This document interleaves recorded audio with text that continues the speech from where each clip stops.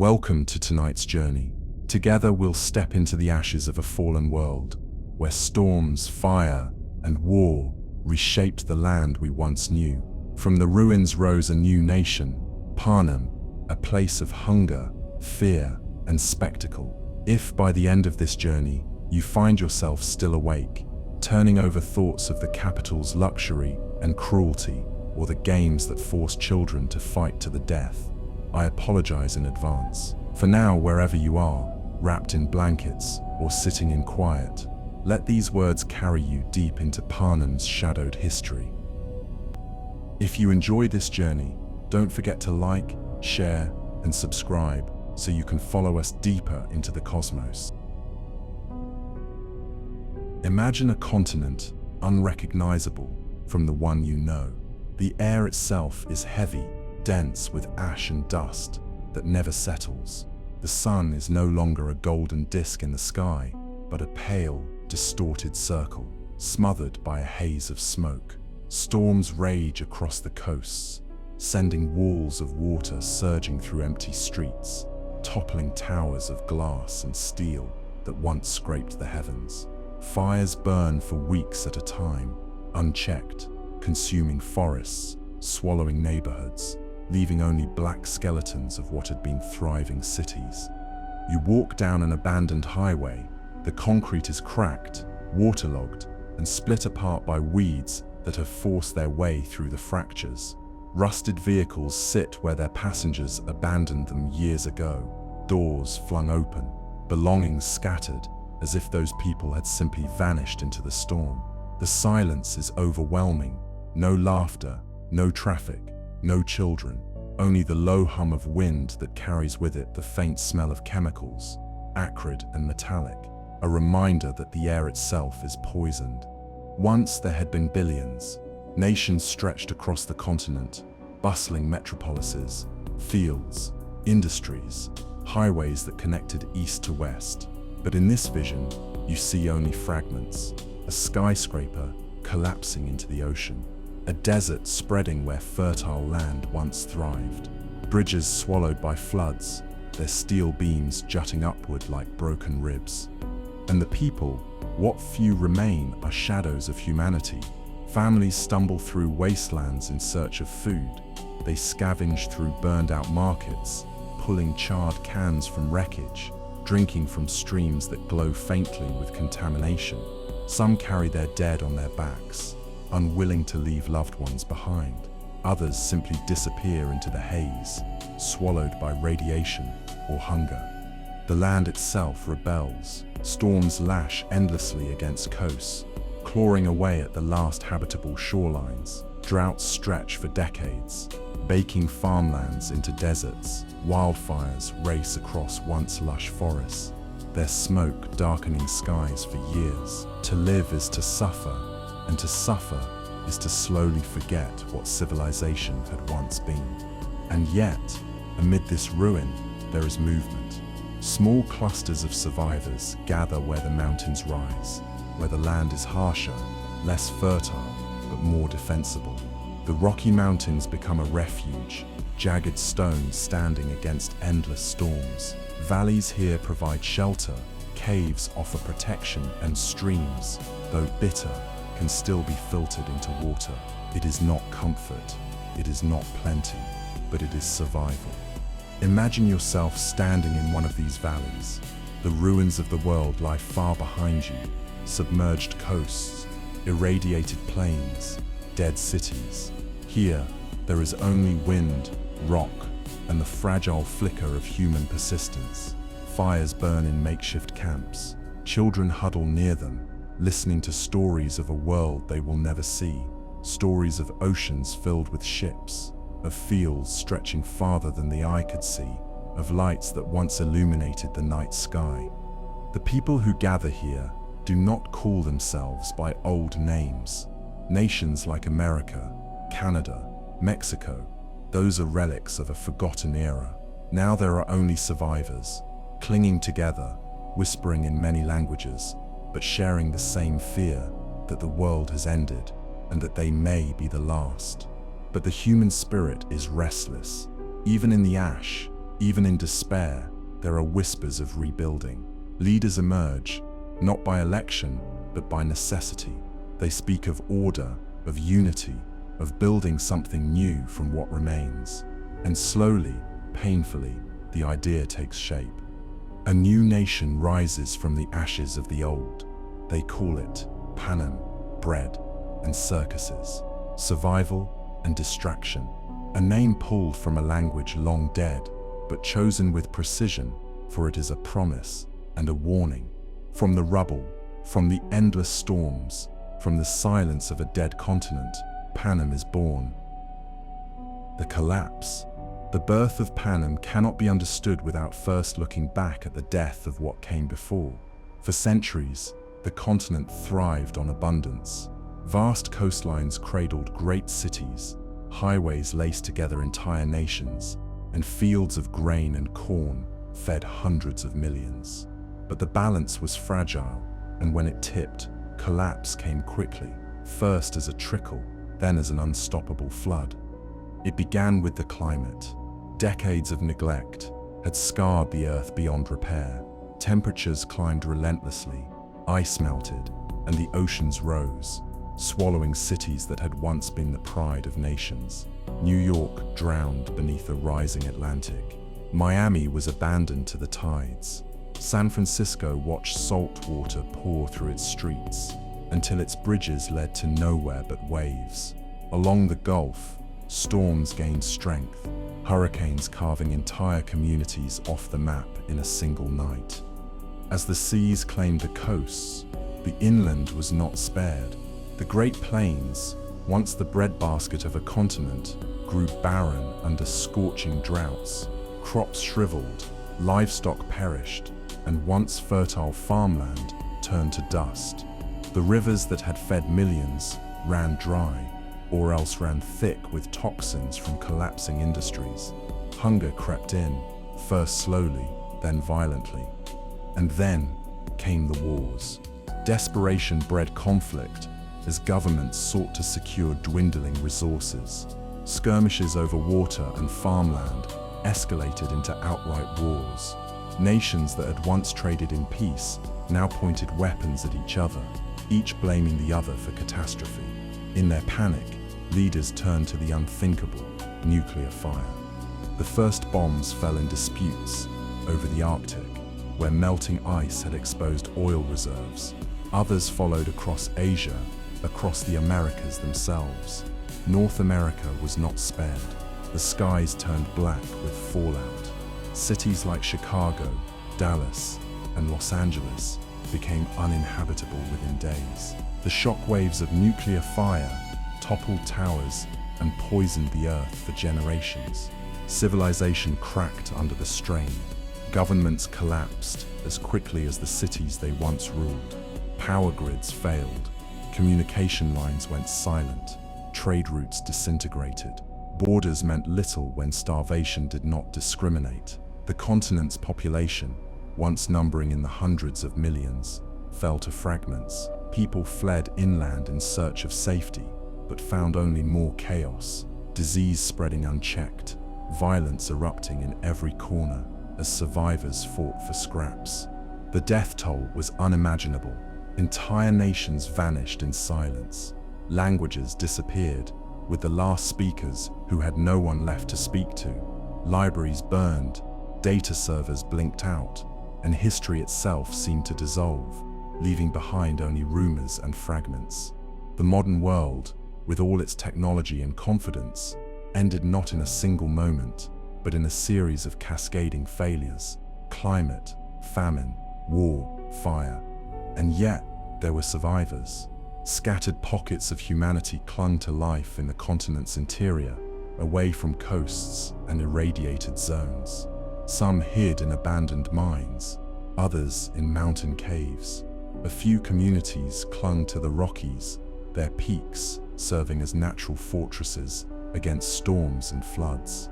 Those who reached the mountains found harsh conditions, but also the chance of endurance. The land was brutal, but defensible.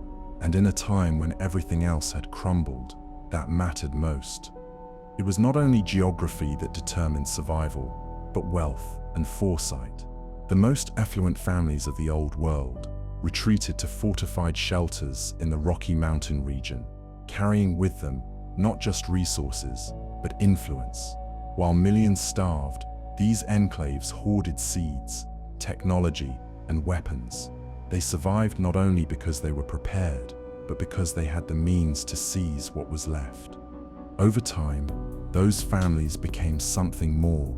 They were no longer just survivors.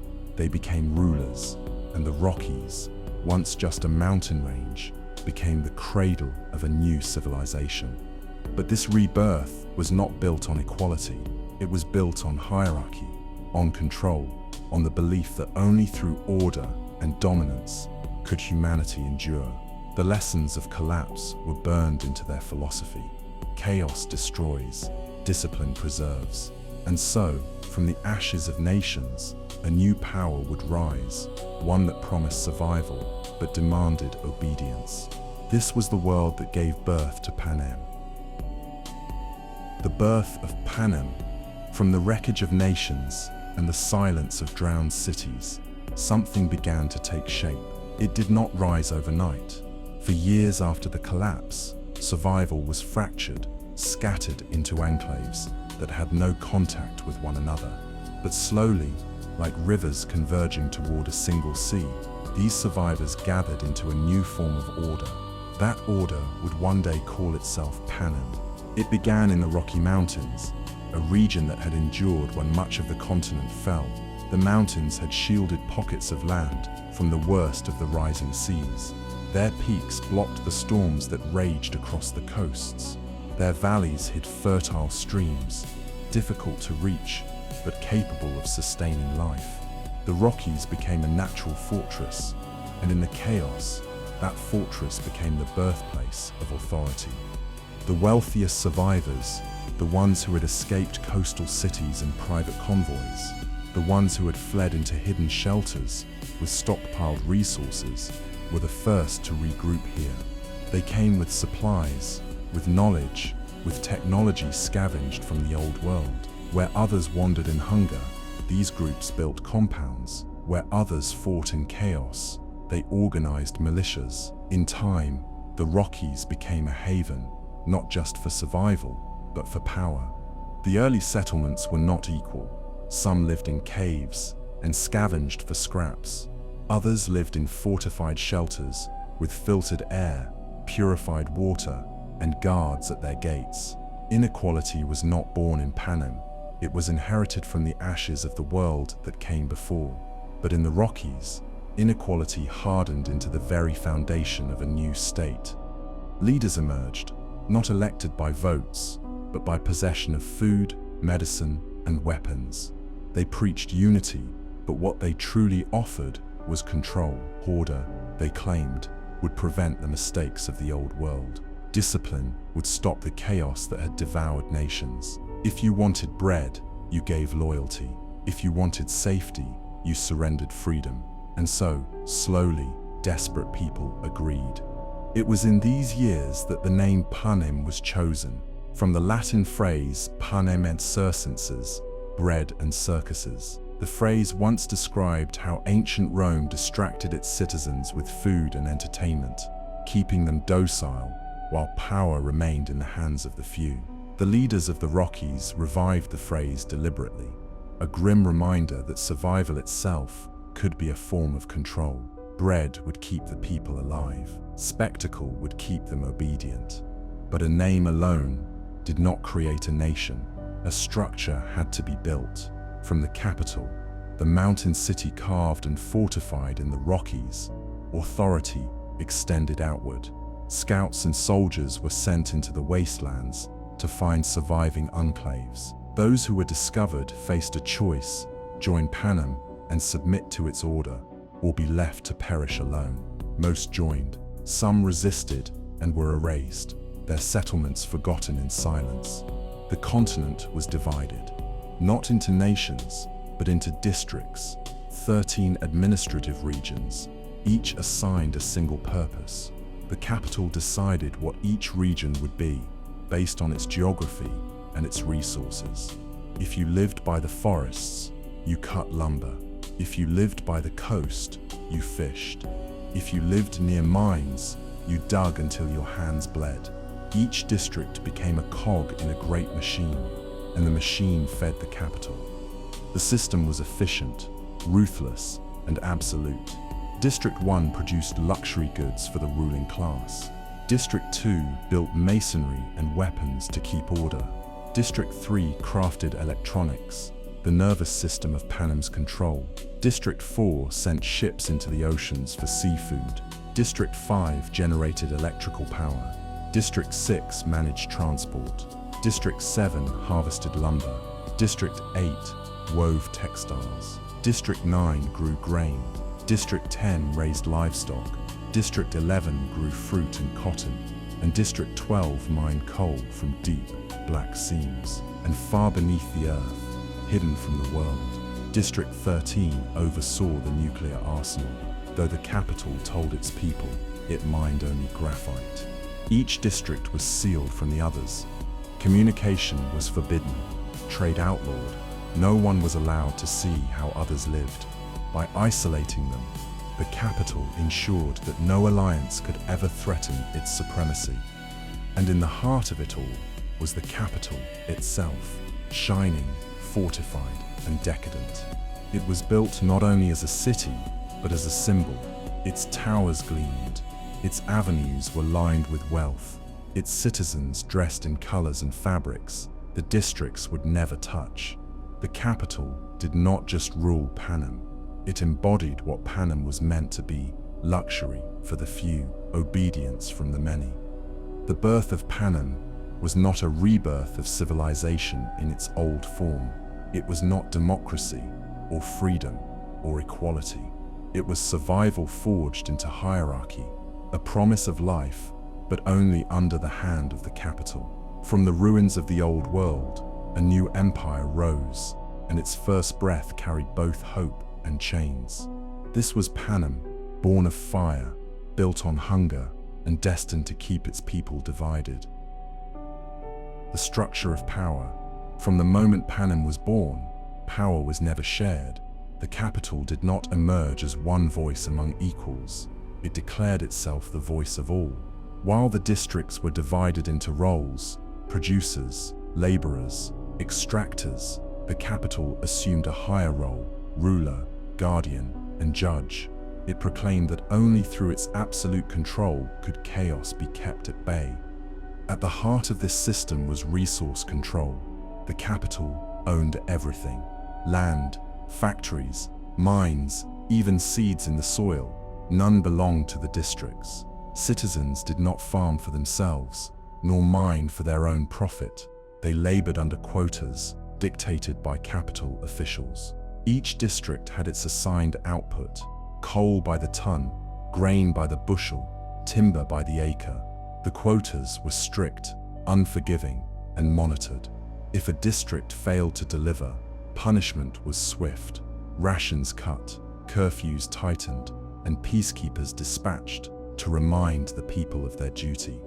To enforce this system, the capital created its own army, not soldiers in the traditional sense, but enforcers of domestic order, the peacekeepers. Dressed in stark uniforms, armed with whips, guns, and electric batons, they were stationed in every district. Their duty was not to protect citizens, but to keep them compliant. A peacekeeper's presence was constant, a reminder that resistance was futile. In the capital's design, these men and women were both the watchful eyes of the state and the iron hand of punishment. The capital also wielded surveillance as a weapon. Technology scavenged from the old world was rebuilt into systems of observation: cameras hidden in streets, microphones embedded in meeting halls, even reports filed by neighbors coerced into betraying one another. Privacy in Panem was an illusion. Every word spoken, every gesture made was suspect. This constant gaze served a dual purpose. It not only detected rebellion, but also suffocated the very thought of it. If you believed you were always being watched, you learned to censor yourself before anyone else had to.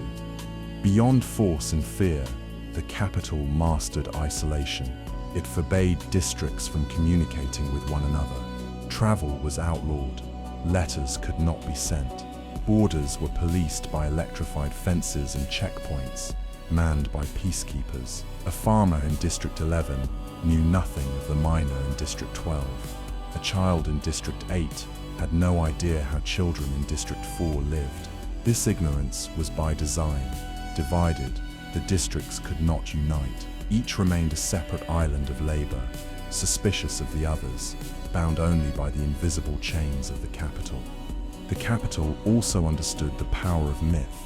In the ruins of the old world, truth was fragile, history malleable. The capital rewrote the past, presenting itself as the savior of humanity. In schools, children were taught that the capital had rescued civilization from extinction, that it alone preserved order while chaos devoured the rest of the world. The collapse was described not as a failure of greed or war, but as the inevitable outcome of disobedience, a warning that rebellion against order led only to ruin. Districts were reminded daily, without the capital you would not exist. This myth was reinforced by propaganda, posters, broadcasts, and speeches saturated daily life, glorifying the capital while vilifying disobedience. News was manufactured, victories exaggerated, defeats hidden. Districts were shown only what the capital wanted them to see.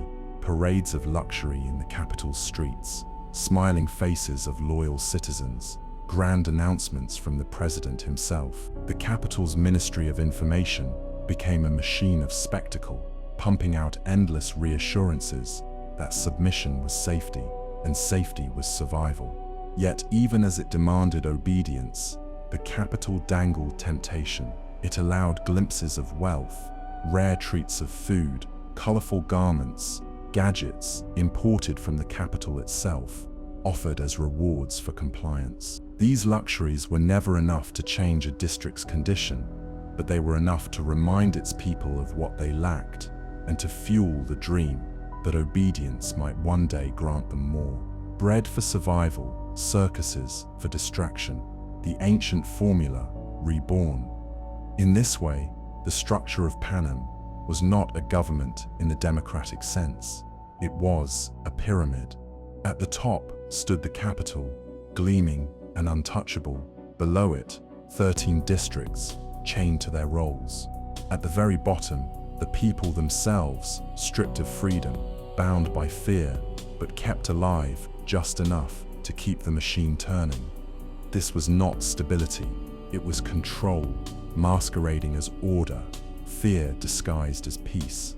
And as years passed, beneath the surface of this rigid hierarchy, resentment began to fester. Daily life in early Panem. To understand Panem, you cannot only look at the grand towers of the capital or the rigid structure of its districts. You must look closer at the hands that bled in mines, the backs bent in fields, the eyes that stared through fences at a world they would never see.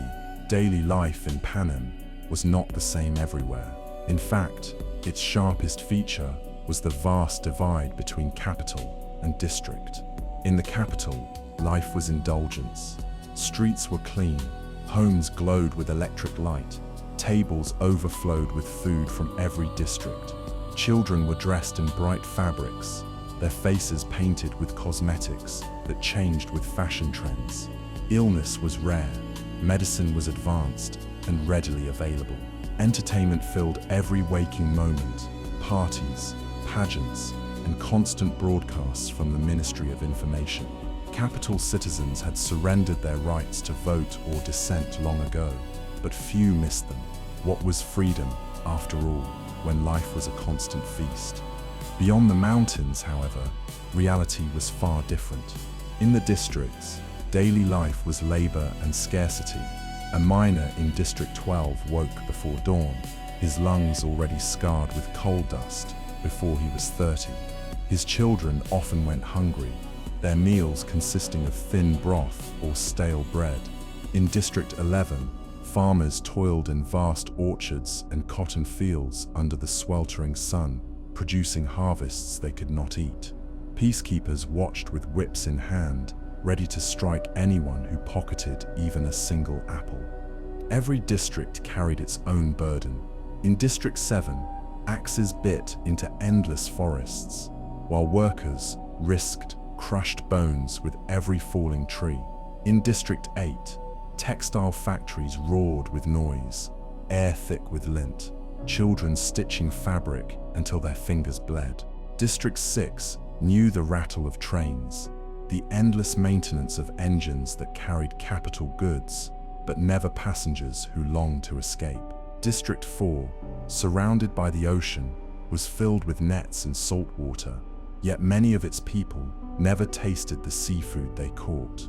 What tied them together was hunger. No matter the district, food was scarce. Rations were distributed by the capital, never enough to satisfy, always enough to remind the people that their survival was a gift, not a right. To feed one's family often required risk, black market trade, hunting beyond the fences, or stealing from storage warehouses under the cover of night. Those caught faced brutal punishment, whippings in the square, imprisonment, sometimes execution. Isolation deepened the despair. A citizen of District 9, working fields of grain, had no idea how citizens of District 2 lived among quarries and armories. Travel was forbidden. Letters were censored. Radios and long-distance communication were tightly controlled. Children grew up believing their district was the entire world, save for the terrifying image of the capital broadcast on screens each year during the Hunger Games. And yet, even within this system, moments of humanity persisted. Families gathered around fires, whispering stories of a freer past. Neighbors traded food in secret. Children played simple games with sticks and stones, their laughter echoing through the shadow of fences. Hope, though dangerous, flickered quietly, because no system, no matter how brutal, can extinguish the human need to dream. But the capital knew this too. It used fear to choke hope before it grew. Whippings were held in public squares, forcing entire districts to watch as blood painted the ground.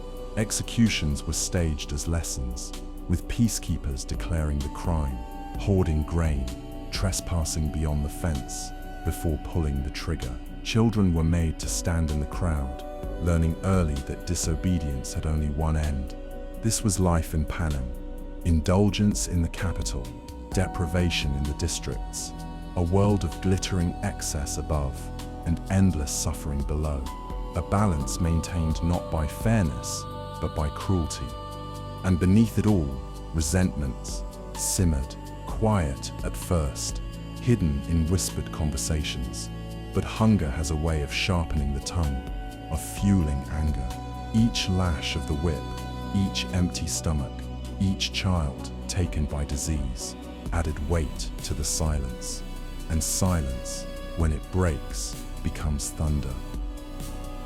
For decades, the system held. The capital sat enthroned in its mountains, fed by the labor of its districts, confident that fear and hunger would keep its people in line. And for a time, it did. The lash of the whip silenced voices. The fences kept families contained. The spectacle of the Hunger Games, bloody, televised, inescapable, reminded everyone of the price of rebellion. But oppression is not eternal. Hunger may weaken the body, but it also sharpens desperation. In the silence of the districts, resentment spread like an infection. The people labored, but they remembered. They remembered the families torn apart by starvation, the children executed for stealing bread, the loved ones dragged away in the night. They remembered that once, long ago, humanity had lived differently, that there had been freedom, choice, even hope. The capital grew arrogant. Believing itself untouchable, it tightened its grip further. Quotas increased. Surveillance deepened. Executions became more frequent, staged as public warnings. But each punishment, instead of extinguishing resistance, only planted seeds of defiance. Whispers of unity drifted across district lines, despite the fences and the bans on travel. Messages were smuggled in sacks of grain, carved into tree trunks, passed in hurried whispers between laborers who risked everything for a single word: rebellion. The first sparks ignited in the poorer districts. Coal miners, their lungs blackened, refused to enter the shafts. Farmers stole back their harvests. Textile workers broke machines rather than produce another bolt of fabric for the capital's soldiers. These small acts of defiance were met with brutal retaliation, but punishment only fueled the fire. And then came District 13, hidden deep in the earth. Its industries were military and nuclear. Unlike other districts, it held leverage in the form of weapons the capital feared. It became the heart of the uprising, supplying arms, strategy, and the courage that others lacked. The capital had ruled through isolation, but in this moment, the districts began to glimpse a different path: unity. They had nothing in common but suffering, and yet that was enough. Together, they could wound the capital. Together, they could fight. What began as whispers became organized strikes. What began as sabotage became open war. For the first time since the collapse of the old world, the continent trembled, not from climate or fire, but from human defiance. History would remember this era as the Dark Days, a time when Panem bled, when the capital's iron grip was tested by the fury of its people. And as the first shots echoed through the valleys, the people of the districts learned a truth they had always feared but never spoken aloud: the capital could be challenged. The question was whether it could ever be defeated. Picture a city under siege. The towers of the capital, once dazzling beacons of wealth, now stand in silence, their windows blacked out to conserve power. The markets are empty. Bread, once plentiful, is rationed into thin slices, handed out by soldiers with rifles slung over their shoulders. Families queue in the freezing air, clutching tin bowls, waiting for a ladle of watery stew. The citizens who once dined on exotic seafood and sweet wines now chew stale crusts, their hunger gnawing as steadily as fear. Beyond the mountains, the districts burn. Smoke rises in every direction, dark columns twisting into the sky like fingers clawing upward. Factories that once poured out uniforms and weapons for the capital now stand abandoned or in flames. Trains lie derailed, their cars looted for whatever food they carried. The air is thick with the smell of gunpowder, of scorched earth, of desperation. The capital's radios blare with propaganda. Order will be restored, the voices declare, but the words ring hollow when even the elites of the capital cannot feed their children. Sirens wail each night, warning of rebel bombardments. Lights flicker in tunnels, dug hastily as shelters. Entire neighborhoods sleep underground, huddled together, waiting for the next explosion. And in the districts, war takes a different shape. Miners refuse to return to shafts that now belong to the rebels. Farmers torch their own fields so that capital soldiers cannot take their harvests. Children carry messages between camps, darting through forests with scraps of paper hidden in their shoes. The rebellion does not look like a single army marching in unison. It looks like sparks erupting everywhere, flares of resistance that spread faster than the capital can extinguish. District 13 is the fire at the center. Its people do not fight with pitchforks or stones. They wield weapons, factories, and military knowledge. They sabotage the capital's supply lines, shoot down aircraft in the mountains, blockade railways that once carried resources into the capital's heart. From bunkers deep beneath the earth, they plan, they calculate, they strike. Their influence spreads like cracks in glass, widening the rebellion with each passing month. Imagine standing in the capital during those years. The streets that once glittered with parades are eerily quiet. The fountains run dry, their marble basins filled only with dust. Neighbors whisper of shortages, of ration books, of children taken by illness because medicine, once abundant, is now scarce. Every corner bears the mark of anxiety, eyes darting toward the sky, waiting for rebel planes that may or may not come. Even the rulers are not immune. The president sits in a fortress, but the walls tremble with every distant blast. His speeches are filled with promises of victory, but his eyes reveal exhaustion. He knows what the people suspect for the first time: the capital might lose. This is Panem in the dark days. A nation divided not by rivers or mountains, but by blood. The capital, once untouchable, brought low by hunger and fear. The districts, once powerless, now daring to dream of freedom. And at the heart of it all, one truth becomes clear. Survival is no longer guaranteed, not for the capital, not for the districts, not for anyone. The world holds its breath. The flames of rebellion lick higher, and in the shadow of the Rockies, a question echoes in every mind. Will Panem survive this war, or will it vanish like the nations before it, leaving only ash on the wind?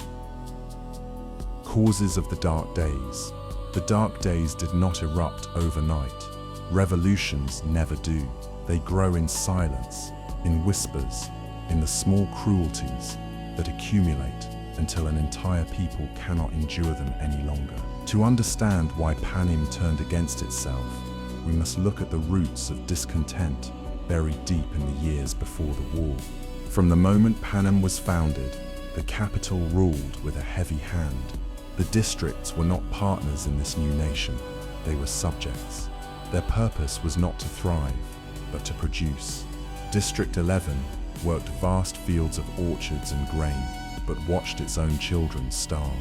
District 12 mined coal in shafts so deep and dangerous that collapses became routine funerals. District 8's textile workers stitched uniforms for peacekeepers, yet wore rags themselves. In every district, the pattern was the same. The fruits of their labor vanished up the rail lines, carried to the capital, never to return. The capital's wealth contrasted so sharply with the district's deprivation that resentment became inevitable. Citizens of the capital bathed in luxury, decadent meals, extravagant fashion, parties that lasted until dawn. Meanwhile, entire families in the districts rationed bread, diluted soup with water, and buried loved ones who succumbed to hunger. Every meal in the capital was an insult to the starving.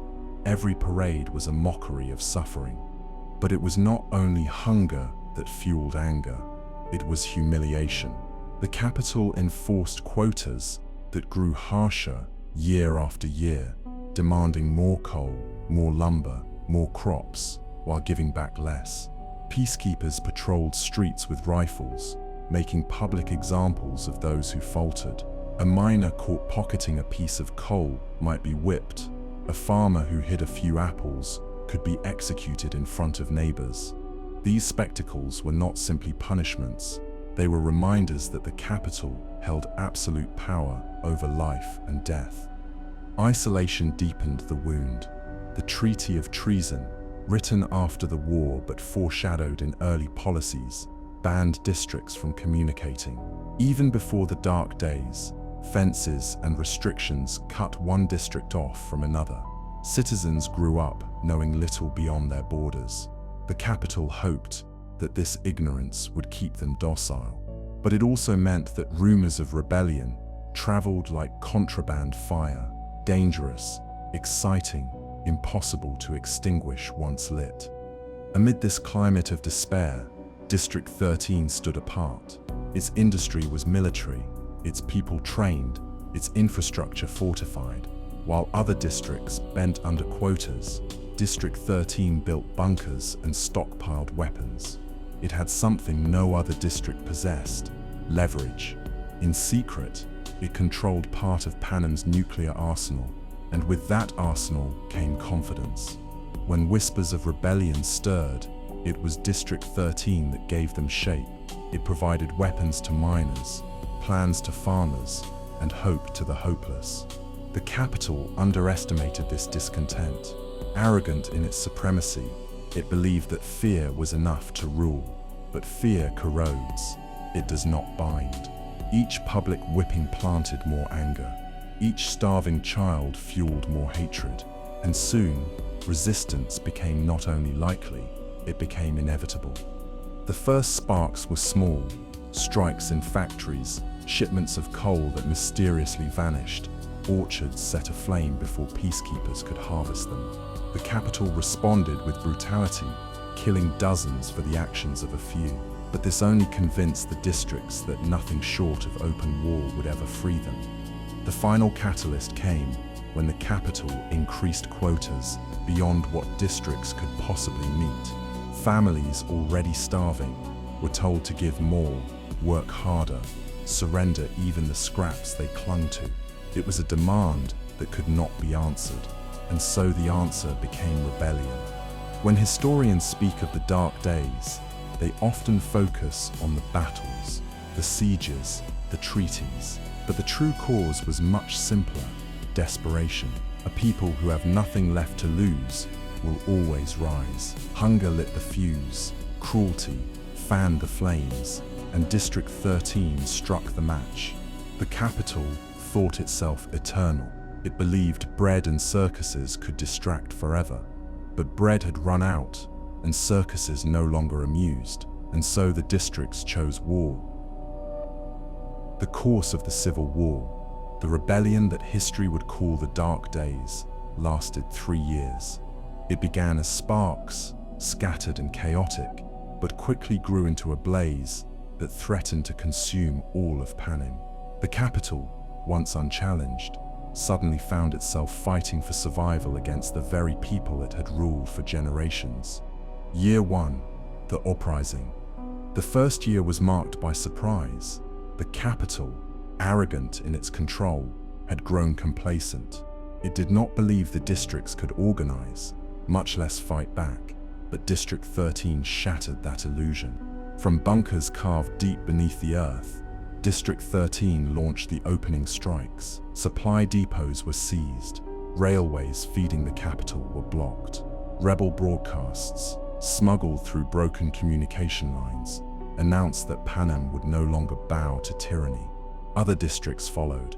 Miners in District 12 walked out of the shafts, armed with stolen pickaxes and makeshift bombs. Farmers in District 11 turned their sickles into weapons.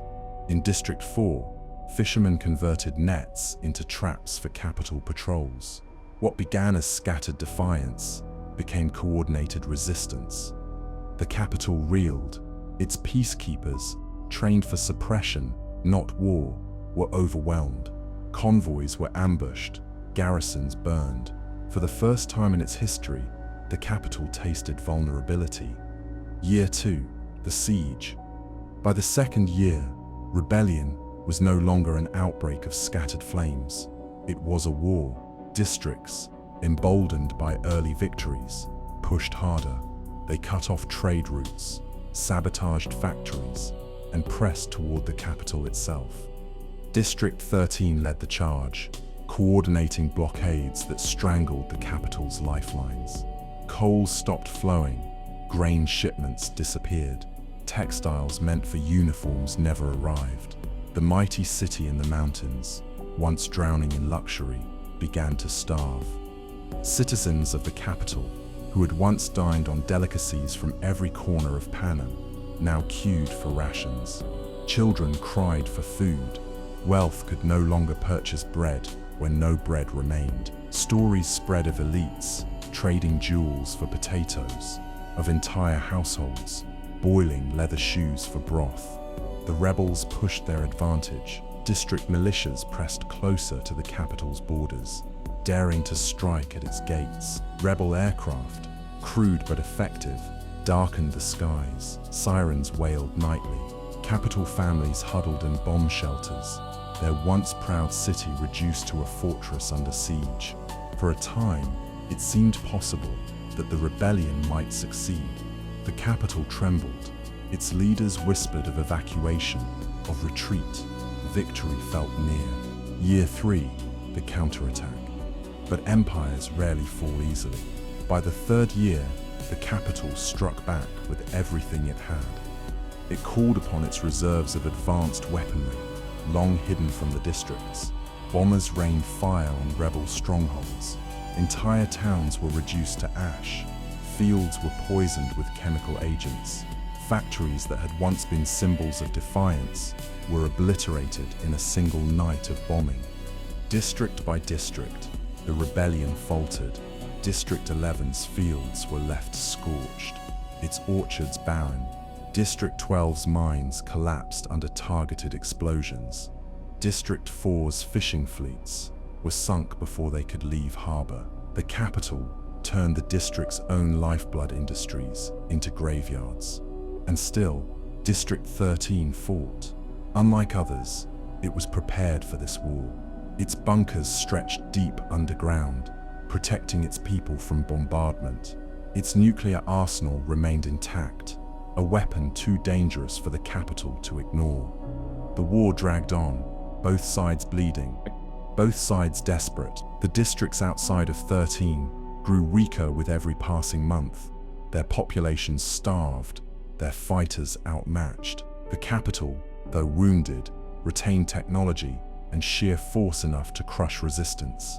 By the war's third winter, the rebellion teetered on collapse. Exhaustion gnawed at fighters and civilians alike. The capital had not broken the districts completely, but it had pushed them to the edge, the turning point. And then, a secret bargain shifted the course of history. District 13, armed with nuclear weapons, knew it could destroy the capital, but only at the cost of Panem itself. The capital knew it could bomb District 13 into rubble, but not without provoking annihilation. So, in silence, the two powers negotiated. Outwardly, the capital continued its campaign of destruction. Inwardly, it reached an understanding with District 13. Surrender the stage, vanish from the surface, and in return, survive in secrecy. The capital would claim victory, the districts would be subdued, and 13 would retreat into the shadows. By the war's end, Panem was a graveyard of burned fields, collapsed mines, and starved families. The rebellion had failed. The capital stood bloodied, but standing, and history would record the dark days not as the district's near victory, but as their greatest defeat. The secret bargain. When the war reached its stalemate, both the capital and District 13 understood a brutal truth. Neither could destroy the other without destroying Panem itself. District 13's nuclear arsenal gave it a weapon of last resort. The capital's bombers and armies gave it the power to reduce the district's surface to ash. Victory was impossible without mutual ruin. And so, in the final year of the Dark Days, a secret bargain was struck. No record of the negotiations exists, at least none acknowledged by the capital. But the outcome was clear. District 13 would retreat into the shadows, and the capital would let it live, so long as the illusion of its annihilation was complete. The bargain demanded performance. On capital broadcasts, triumphant voices declared District 13 obliterated. Grainy footage showed smoking ruins, craters gouged deep into the earth, skeletal remains of buildings standing like broken teeth. The capital boasted of its decisive victory, proclaiming that no rebellion could stand against its might. To the people of Panem, District 13 was gone, nothing more than a cautionary tale in blackened rubble. In truth, District 13 had not been destroyed. Its people, forewarned and disciplined, withdrew underground into vast bunkers they had been constructing for years. Beneath layers of concrete and steel, they built an entire subterranean society, dormitories, command centers, farms lit by artificial lamps, factories producing weapons. The surface above was abandoned, left to crumble under bombardment, a convincing mask for the capital's narrative. Life underground was harsh, stripped of the indulgences the capital flaunted. Discipline ruled every moment. Rations were calculated to the calorie, work schedules enforced with military precision. Children grew up memorizing drills, not songs. Citizens pledged themselves not to comfort, but to survival. Yet within this austerity lay a kind of freedom. District 13 was not enslaved by quotas. Its people no longer lived under the capital's whip. They lived by their own rules, hidden, silent, waiting. For the capital, the illusion was everything. It needed Panem to believe District 13 had been annihilated, that rebellion was not only futile, but suicidal. The broadcasts of ruins became propaganda repeated for decades. See what happens when you defy us. The lie was so effective that even the districts who had once fought beside 13 believed it destroyed. Only the capital's highest officials knew the truth, and they guarded it carefully, for mutual survival depended on silence. The cost of this bargain was immense. The other districts, abandoned and broken, were left to endure the full weight of capital punishment. Without 13's leadership, the rebellion collapsed. Families in the remaining districts buried their dead and returned to fields, mines, and factories. The capital tightened its grip, pointing to the smoking ghost of District 13 as proof of what awaited descent. And so District 13 became a ghost, a myth. Maps erased its borders. Children grew up believing it was nothing more than a cautionary legend, but beneath the earth, it endured, watching, waiting, biding its time.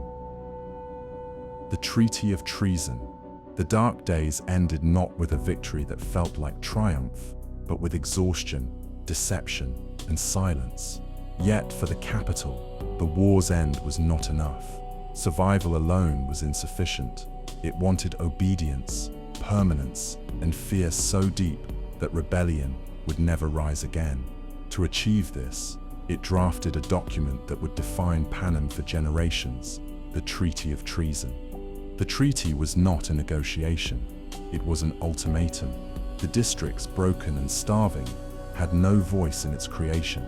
They were presented with its laws as prisoners are presented with chains. Its words were carved not on stone tablets, but on every broadcast, every classroom wall, every public square.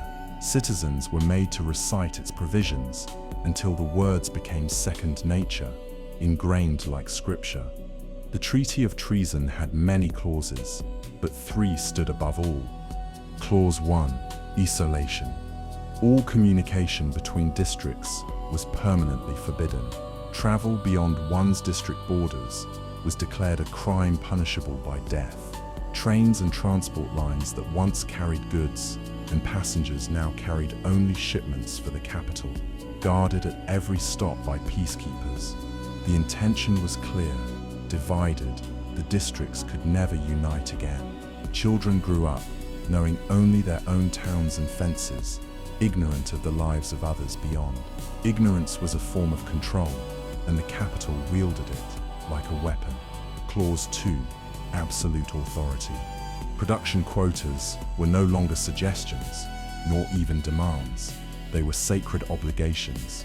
Failure to meet them was considered treason, punishable not only by individual executions, but by collective punishment of entire communities. The capital stationed peacekeeper garrisons in every district, empowered to enforce law with whip and bullet. Courts were unnecessary. The capital's word was law. The message was unmistakable. Your labor belongs to us. Your lives belong to us. Your future belongs to us. Clause 3. The Hunger Games. The final clause was the most infamous. Each year, as penance for the rebellion, every district would provide one boy and one girl between the ages of 12 and 18, chosen by lottery. These 24 children, called tributes, would be transported to the capital, paraded before its citizens, trained like gladiators, and then thrown into an arena designed to kill them. The Hunger Games were not presented as entertainment, at least not at first. They were punishment, a blood price for the dark days. Let it be a reminder, the capital declared, that the cost of rebellion is your children. Every district was forced to watch as their sons and daughters fought to the death on live broadcast. Every year, grief reopened the wound. Every year, the capital reminded the districts that they lived only at its mercy. But for the capital's citizens, the games quickly became spectacle.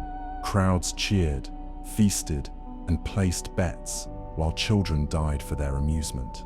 The phrase bread and circuses, Panem et circenses, took on its fullest meaning.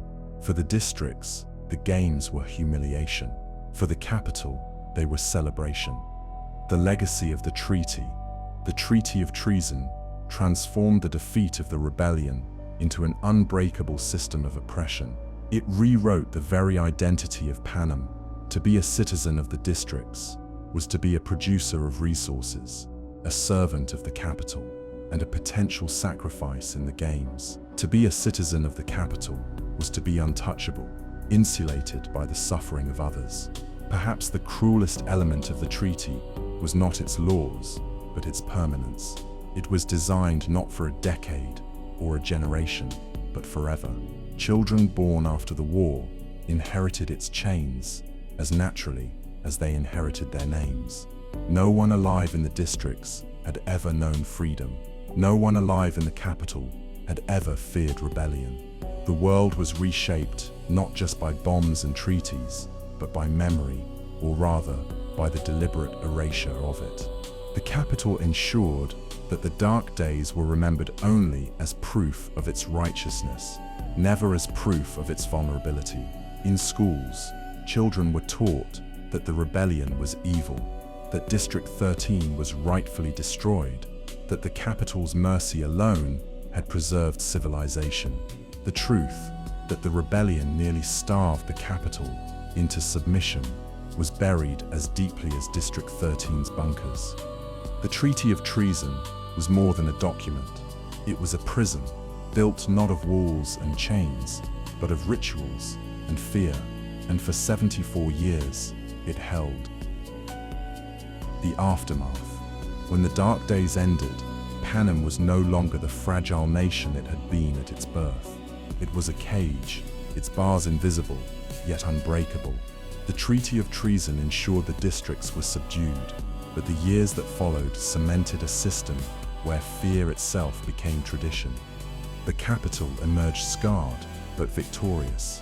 Its people rebuilt their streets, restored their fountains, and filled their halls once more with feasts. The hunger they had known during the siege faded into memory, retold as a cautionary story. Never again must the capital be threatened by rebellion. In their retelling, they were not victims of near starvation, but heroes who had endured and triumphed. For the districts, there was no triumph. Life returned to its old rhythms, only harsher. The quotas grew steeper, surveillance became constant. Peacekeepers patrolled, not as soldiers of protection, but as wardens of a prison without walls. Every public square became a stage for punishment. Every child grew up with the annual shadow of the reaping, where one boy and one girl would be torn from their families and sent to die. The Hunger Games became the centerpiece of this false peace. At first, they were watched with grief and horror, but over decades, they hardened into ritual. District families wept as their children marched to slaughter, while capital citizens cheered as though attending a festival. What was designed as punishment mutated into spectacle, and in that transformation, the capital discovered the perfect tool, not just to terrify the districts, but to distract its own people. Bread and circuses, control through indulgence. The memory of District 13 was erased. Official maps marked its ruins with a scar, a reminder of the price of treason. Children in the capital were taught to point to that scar and recite, "This is what happens to those who defy." In the districts, 13 became little more than a ghost story. Few dared even whisper its name. For 74 years, this system endured. Generations passed beneath its shadow, never knowing freedom, never daring to imagine it. Parents raised children, not with hope, but with resignation. A miner in District 12 knew his son would inherit the mine. A farmer in District 11 knew his daughter might be whipped for stealing fruit. she had grown. A child of any district knew, once they turned 12, that their name would be entered into the lottery of death. And yet, even in this enforced silence, resentment never fully died. It smoldered, faint as embers, waiting, because no matter how absolute a regime appears, history shows that oppression always plants the seeds of its undoing. The capital called it peace. The districts called it survival.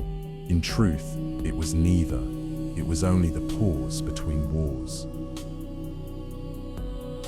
Imagine standing at the edge of the Rocky Mountains, where snow-capped peaks slice into the clouds like ancient guardians. There, nestled between cliffs and ridges, lies the capital, shimmering like a jewel carved out of glass and steel. The first thing you notice is the skyline, towers shaped like spirals, domes glistening with crystal panels, neon light pulsing across bridges that connect one monument to another. From a distance, it looks less like a city and more like a dream, a vision of prosperity, untouched by time or war. High-speed trains shriek as they cut through the valleys, streaks of silver vanishing into mountain tunnels. Their sound carries like thunder across the plains, a reminder that while the capital thrives, the rest of Panem is shackled to its rhythm. You hear the hum of engines, the hiss of steam, the deep vibration of steel against stone. Above it all, fireworks crackle against the night sky, reflected in the capital's glassy dome, as if the heavens themselves are celebrating. Step closer, and the streets reveal their extravagance. Boulevards stretch wide, paved with polished marble that gleams even under pale moonlight. The air is perfumed with roasted meats, candied fruits, and sweet wines, scents drifting from banquet halls and open-air kitchens. Music floods every corner, string quartets, playing alongside electronic beats, laughter rising above the notes like bells. Citizens, draped in neon silks and glittering jewels, strut along sidewalks as if every day were a festival. Their faces, sculpted by surgeries and painted in impossible colors, flash smiles too polished to be real. The capital's architecture blends the grandeur of empires long dead with the flash of futuristic ambition. White stone columns rise beside glass elevators. Fountains erupt in golden arcs. Holographic billboards shimmer across facades, projecting endless images of triumph, luxury, and control. You could mistake it for a utopia, a city where suffering has been erased, where the only hunger is for more pleasure. And yet, as the capital celebrates its beauty, shadows stretch beneath it. Beneath the mountain's skin, the trains that scream into the city carry more than goods. They carry the lifeblood of the districts. Crates of coal, barrels of oil, sacks of grain arrive daily, harvested by unseen hands who will never walk these boulevards. For every marble tile in the capital's square, a miner has coughed blood into his lungs. For every jeweled necklace draped across a neck, a laborer has died in silence. The contrast is staggering. Imagine the glitter of a masquerade ball, where gowns drag across the floor like waterfalls of light, while only 100 miles away, children sift through ashes for scraps of bread. The capital rises like Olympus, but it is Olympus built upon graves. Its towers gleam only because the districts have been stripped bare. From the balcony of a crystal dome, a citizen of the capital looks down at the mountains, sipping a glass of violet wine. They see beauty, progress, security. They believe their world is eternal. But from the same balcony, if one could look far enough, one would see smoke curling from factories, barbed wire fences surrounding towns, peacekeepers patrolling with guns at the ready. Those sights are not shown in the capital's neon glow. They are hidden behind the spectacle. This is the capital, a city of illusions, a beacon that blinds its own people with luxury while ensuring the rest of Panem remains in shadow. It is a theater, dazzling on the surface, rotting beneath. And in the silence between fireworks, if you listen closely, you might hear the faint echo of chains rattling in the distance. The capital is not a democracy. It is not even a monarchy, with crowns passed down through bloodlines. It is a dictatorship draped in silk, a government where one man or woman holds the power of life and death over every citizen of Panem. The title is deceptively simple, President. But make no mistake, this president is not a servant of the people. The role is not bound by terms, elections, or accountability. It is a throne disguised as an office, a crown disguised as a title. In Panem, the presidency is lifelong. Once seated, the president's power extends until death, or until someone strong enough dares to challenge them. Unlike fragile republics of the past, there are no opposing parties, no debates, no votes of no confidence. What the president decrees becomes law. What the president dreams becomes policy. To resist is to risk erasure. The capital borrowed heavily from the imagery of ancient Rome. Like the emperors of old, the president is presented not merely as a political leader, but as the savior of civilization itself. After the dark days, when Panem nearly tore itself apart, the capital declared that only absolute control could prevent chaos from returning. Just as Caesar claimed to protect Rome from collapse, the president of Panem claims to protect the nation from rebellion. Stability, they insist, demands sacrifice. Freedom, they argue, is too dangerous for fragile people. In the plazas, statues rise tall, gleaming figures of presidents, past, carved in marble with laurel wreaths upon their brows. Processions march through avenues. During national holidays, parades of soldiers and peacekeepers echoing the Roman triumphs of antiquity. Citizens cheer as banners unfurl, praising the eternal wisdom of the capital. It is theater, carefully staged, designed to remind every spectator that power is not shared. Power flows only from the mountain, downwards. The myth of benevolence is crucial. Capital propaganda paints the president as a fatherly figure, a protector, the one who ensures that Panem does not slide back into anarchy. Every speech echoes the same refrain. The capital provides, the capital protects. In the districts, these words sound like threats. In the capital, they sound like gospel. But beneath the marble and rhetoric lies a much harsher truth. The presidency is built on fear. Districts whisper the president's name, not with reverence, but with dread. The peacekeepers who enforce quotas act in his name. The games are staged under his authority. Every execution, every televised punishment carries the weight of his approval. In Panem, the president is the law. To oppose him is to oppose the nation itself. Around him sits a council, a cluster of advisors, ministers, and bureaucrats. But these men and women exist only to echo his commands. They are ornaments, like the Senate of ancient Rome. After Caesar claimed his crown, they offer the illusion of governance, but their voices never rise above his. The people of the capital may speak of politics at their banquets, but they know there is only one opinion that matters, the one spoken behind the president's rose-stained lips. It is important to understand the president does not rule simply because of the capital's armies or technology. He rules because he has convinced an entire nation that there is no alternative. Citizens of the capital surrender their agency willingly, lulled by luxury, distracted by spectacle. They dress in neon, feast on delicacies, and gossip about victors, all the while ignoring that their comfort is paid for in blood. The presidency thrives not only on force, but on complicity. So long as the capital shines, the president is eternal. Statues may crumble, banners may fade, but the idea endures. The capital is the heart, the president is the pulse.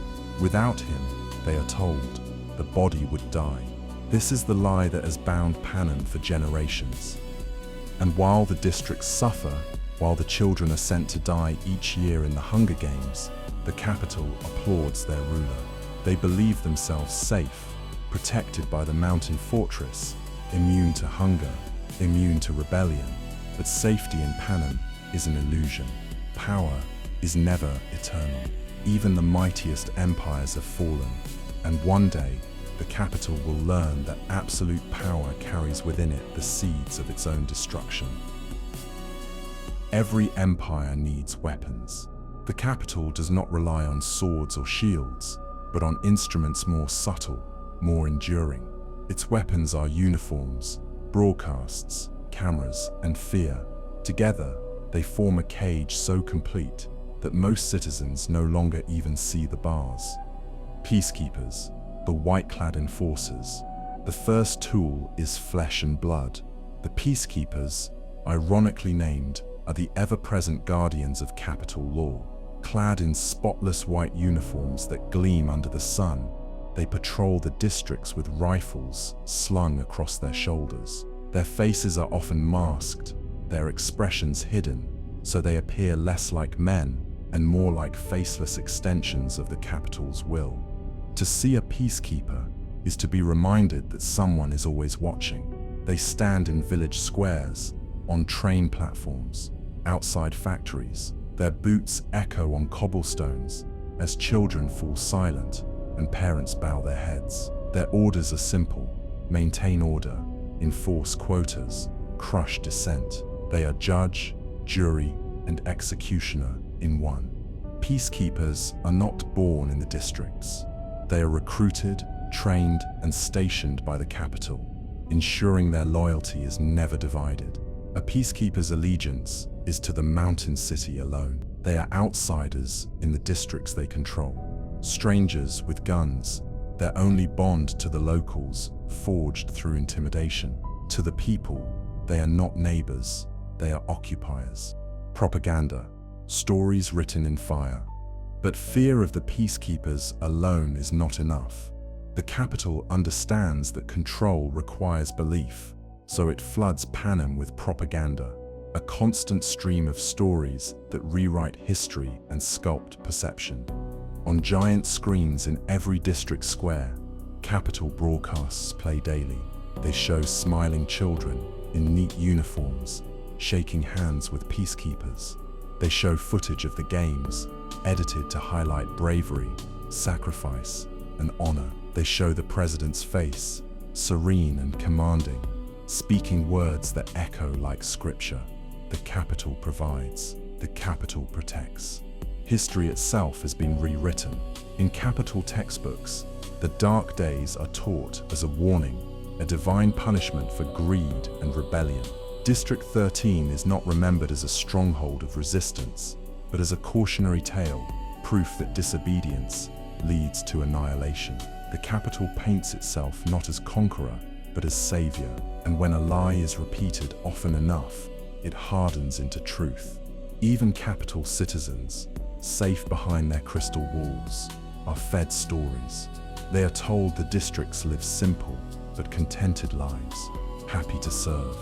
They are told the games are a necessary reminder of peace, a fair exchange for protection. They are told the capital is the last bastion of civilization in a ruined world. Few bother to question it. Public punishments, theater of terror. For those who do question, there are the executions. The capital does not hide its punishments, it stages them.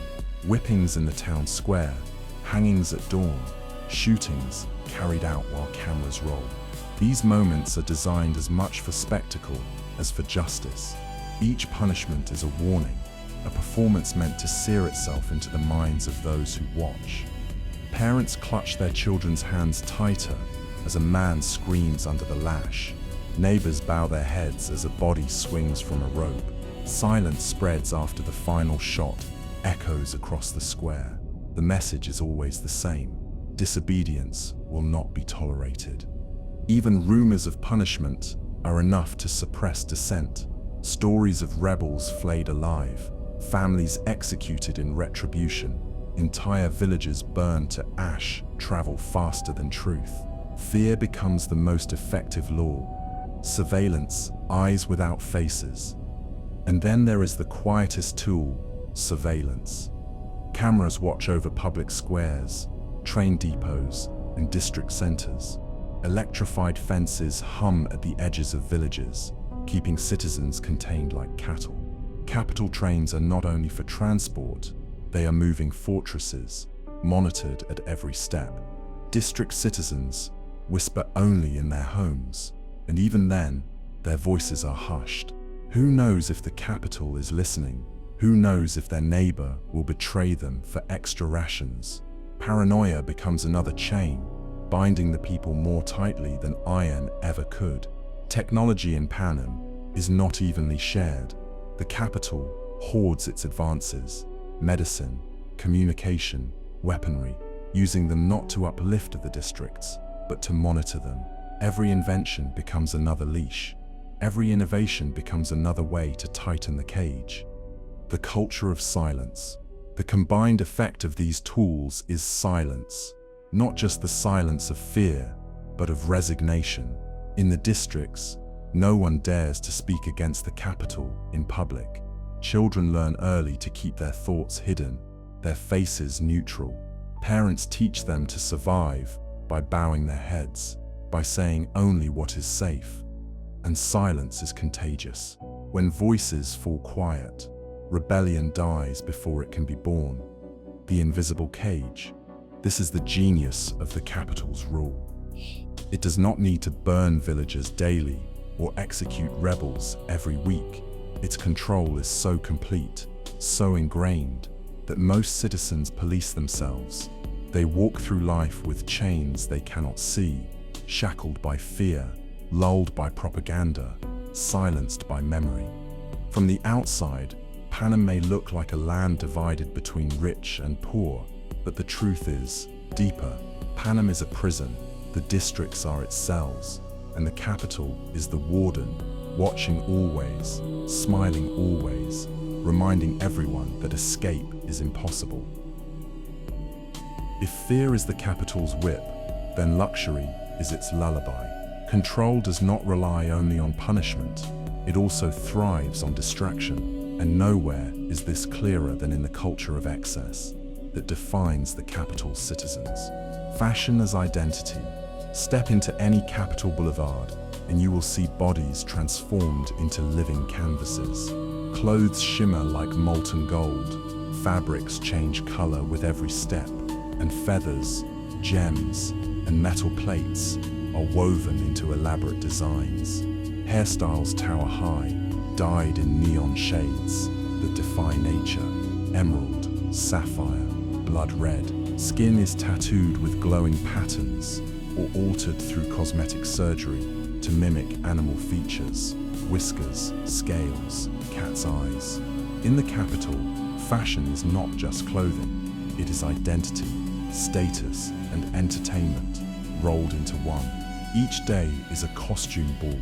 Each citizen competes not with words or deeds, but with the spectacle of their appearance.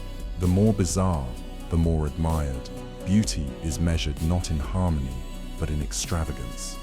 Banquets without end. If clothing is their canvas, food is their obsession. Banquets sprawl across marble halls, tables collapsing under the weight of roasted meats, candied fruits, cheeses sculpted into towers, and fountains that pour not water but chocolate or wine. Plates are never empty, glasses are never dry. The most grotesque detail is not the abundance, it is the waste. Citizens eat until they cannot breathe, then sip from delicate crystal vials to purge their stomachs, making room for more. Hunger in the capital is not a problem of scarcity, but of indulgence. The very idea of starvation is foreign to them, almost unthinkable. And yet, only a few hundred miles away, children claw at dirt for scraps of grain. Surgery and transformation. In this city, the body itself is clay to be reshaped. Surgeries are common, not for necessity, but for whim. Noses are sharpened, cheekbones carved, lips painted permanently red. Some citizens alter their voices, implant glowing gems in their skin, or stretch their limbs unnaturally long. Mortality is not feared. Aging is merely a canvas for further modification. The capital sells the illusion of immortality, while the districts break their backs in mines and factories. Capital citizens extend their lives with advanced medicine and science. Disease is nearly eradicated here. Wrinkles are erased with a touch. Every flaw can be polished until it gleams. Entertainment and the Hunger Games. All of this leads to the ultimate distraction, the games themselves. For capital citizens, the Hunger Games are not a tragedy. They are a holiday, a festival, a season of entertainment to be celebrated with as much anticipation as any banquet or ball. They place bets, cheer for favorites, design elaborate parties themed after the arenas. Children in the capital play at being tributes, waving wooden swords, giggling at the thought of glory. For them, death is not real. It is a story on a screen, another spectacle in a life overflowing with spectacle. The grotesque irony is that they see themselves as kind. Capital citizens weep for their favorite tribute's death, drape themselves in symbols of loyalty, and donate gifts during the games, as though these gestures make them noble. They do not see the cruelty. They do not understand that their entertainment is bought with blood. The bubble of illusion. In truth, the capital's excess is its own prison. Citizens are so consumed by luxury, fashion, and spectacle that they rarely question the hand that feeds them. They trade freedom for comfort, conscience for indulgence, and in doing so, they make themselves the perfect subjects. When history looks back, it may not remember the capital for its towers or its armies. It may remember it for its decadence, for being a city so blinded by pleasure that it forgot the world around it was burning. The capital's genius lies not only in oppression, but in seduction. It does not simply crush dissent, it dissolves it, drowning citizens in pleasure, distraction, and spectacle. This philosophy has an ancient name, borrowed from Rome, Panem et circenses. Bread and circuses give the people enough food to survive, enough entertainment to distract, and they will never raise their voices against their rulers. Bread survival as a gift. In the districts, bread is not guaranteed. Every loaf is hard-earned, every grain extracted from soil or factory under the capital's quotas. But the capital twists even necessity into a tool of control. Rations are distributed through a system that makes survival itself feel like a gift, not a right. Take the tesserae system, where children may trade their names into the reaping bowl in exchange for oil or grain for their families. It is a bargain of desperation, a cruel reminder that the capital does not simply demand obedience, but participation.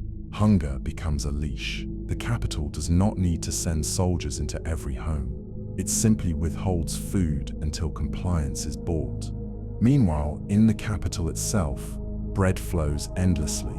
Bakeries line the streets, filled with frosted cakes, sugared fruits, pastries sculpted into birds or flowers. Citizens nibble idly, barely tasting what they eat. For them, food is art, not survival.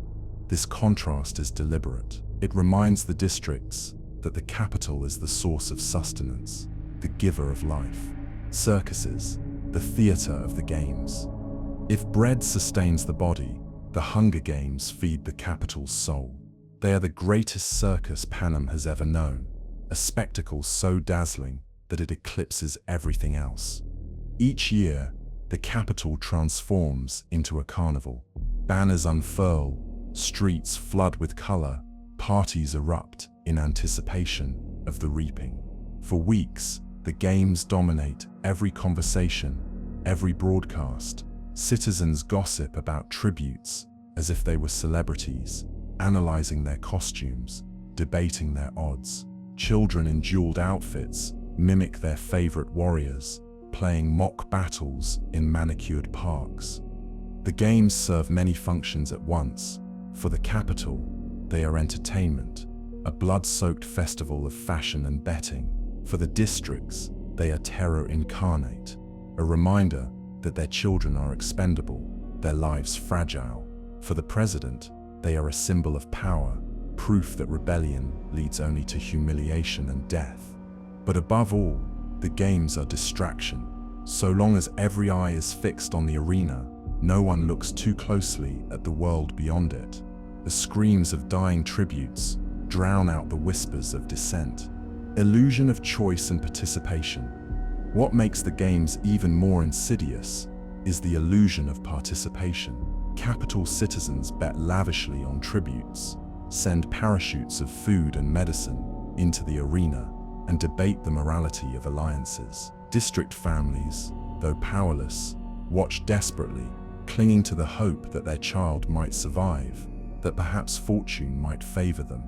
This illusion is essential. It tricks both capital and district citizens into believing they have a stake in the games, when in truth, they are only spectators of their own subjugation. They cheer, they cry, they rage, but always within the framework the capital has provided. It is rebellion pre-packaged into a safe performance. The price of silence. The most chilling aspect of bread and circuses is how effective it is. So long as bellies are full and screens glow bright, most people do not ask questions. Capital citizens laugh at banquets, oblivious to the district's suffering. District citizens, beaten down by hunger, are too exhausted to rise up. Both groups are trapped in the same system, one pacified by plenty, the other by scarcity. This is how tyranny endures, not always through brute force, but through carefully curated illusions. The capital teaches its citizens that safety is the greatest gift, that freedom is dangerous, and that the price of peace is silence. In exchange, it offers distraction, food, fashion, spectacle, until people forget what was taken from them. The eternal carnival. Imagine a city where fireworks light the sky while children starve in the shadows. Imagine citizens so entranced by the glitter of their own parties that they do not notice the smoke rising from burning villages. That is Panem, under the capital, a perpetual carnival built on bones. Bread and circuses keep the machine running. The citizens gorge, the districts suffer, and the president smiles. As long as the games play each year, as long as the tables groan under the weight of feasts, as long as the illusion of safety remains, the capital believes itself invincible. But history whispers otherwise. No empire lasts forever. Not Rome, not Panem, not even a capital drowning in its own excess. Picture this, a bullet train slicing through the night, its glass panels glowing like a comet across the mountains. Inside, capital citizens recline in velvet seats, sipping jeweled cocktails, laughing as holographic screens replay the day's games highlights. Outside those windows, the world is darkness. Fields stripped bare, rivers clogged with ash, villages silent, except for the low hum of the train speeding past. This is Panem in miniature, a glittering center that believes itself eternal, surrounded by districts reduced to silence. From above, the capital shines like a crown set upon the Rockies. From below, it casts shadows long enough to swallow generations. The contrast is staggering. On one side, neon reflections on crystal domes, fireworks erupting in choreographed splendor, streets where laughter never ceases. On the other side, soot-stained lungs, hollow stomachs, and the quiet despair of families who know the reaping is coming. For them, light means only that someone else is watching. It is this duality that defines the capital's rule: excess and absence, noise and silence, feast and famine. And in the middle, the game's a bridge of blood connecting the two worlds, celebrated by one, suffered by the other. The illusion seems perfect. Bread and circuses keep the capital docile. Fear and hunger keep the districts in line. The president sits secure in his marble palace, convinced that power will last forever. Yet beneath the silence, something stirs. Every empire forgets that silence does not mean peace. It means waiting. History calls this a fragile peace, a lull between storms. The capital imagines itself invincible, but cracks have already formed. District 11 simmers with resentment. District 7 whispers in its forests. Even the poorest miners of District 12, though crushed by coal dust and grief, carry stories of rebellion in their blood. The capital cannot hear it, not yet. Its citizens are too distracted by their banquets and spectacles, their mirrored masks and sequined gowns. But the mountains remember, the rivers remember, and the children taken year after year remember most of all. So the train speeds on, carrying laughter through the night, across a land scarred by famine and war. For now, the capital believes it has secured eternity. For now, the illusion holds. But in the shadows beyond the neon glow, Panem's true story is only beginning. Imagine standing at the edge of a ridge, high in the Rocky Mountains. To the west, you see the endless shimmer of the Pacific, its waters scarred with storms. To the east, plains roll out like a golden ocean, carved into neat grids of fields, stretching farther than the eye can see. To the south, forests breathe in heavy silence, their trunks falling one by one to the bite of steel. And to the north, black smoke rises in ribbons from chimneys buried deep in the earth, where men and women mine coal in eternal darkness. This is Panem, a nation carved not only by nature, but by command. 13 districts once formed its body, each tethered to the capital, like a limb bound to the brain. Now, only 12 remain, each one shackled to a singular duty. Together, they keep the capital fed, clothed, armed, and entertained. Alone, each is a prison, stripped of freedom and identity. Life in the districts is a paradox of abundance and absence. In District 11, endless orchards blossom under the sun, yet children's stomachs remain hollow. In District 4, the sea overflows with fish, but only capital feasts on its bounty. In District 12, coal is mined until lungs blacken, yet homes stay cold, fires burning low on scraps. The wealth of the land never belongs to those who harvest it. It is siphoned upward, carried on trains that scream through the night toward the capital, leaving only silence in their wake. Fences divide this world, tall, electrified, humming with lethal current. They ring each district like cages. For some, like District 12, the fences flicker and fail, more threat than barrier. For others, like District 11, they blaze alive at all hours, patrolled by peacekeepers whose rifles gleam in the sun. These borders do not only restrain bodies, they restrain knowledge. Generations live and die, never knowing what lies beyond their fields or minds. To many, the world ends at the fence line. The capital calls this order. They call it stability, unity, peace. But from above, the land looks less like a nation and more like a mosaic of wounds, each district a scar, each fence a stitch, holding together something that was never meant to heal. Now picture the daily rhythm of Panem. At dawn, factory whistles shriek in District 8 as workers flood textile mills, their hands raw from endless hours. At noon, children in District 7 swing axes into tree trunks, muscles hardened long before their youth is spent. At dusk, nets heavy with fish drag ashore in District 4, while in District 12, miners emerge coughing from blackened tunnels, eyes stinging in the faint light. All the while, trains roar past, bound for the capital, glowing like veins pulsing with stolen lifeblood. And yet, above it all, the capital sparkles. The jewels, the banquets, the fireworks, fed by this hidden suffering. Its skyline glows so brightly that it blinds those within from seeing the darkness outside. Panem is not one nation. It is 12 cages, bound together by fear, silence, and fences. A land divided, ruled not by unity, but by deliberate fracture.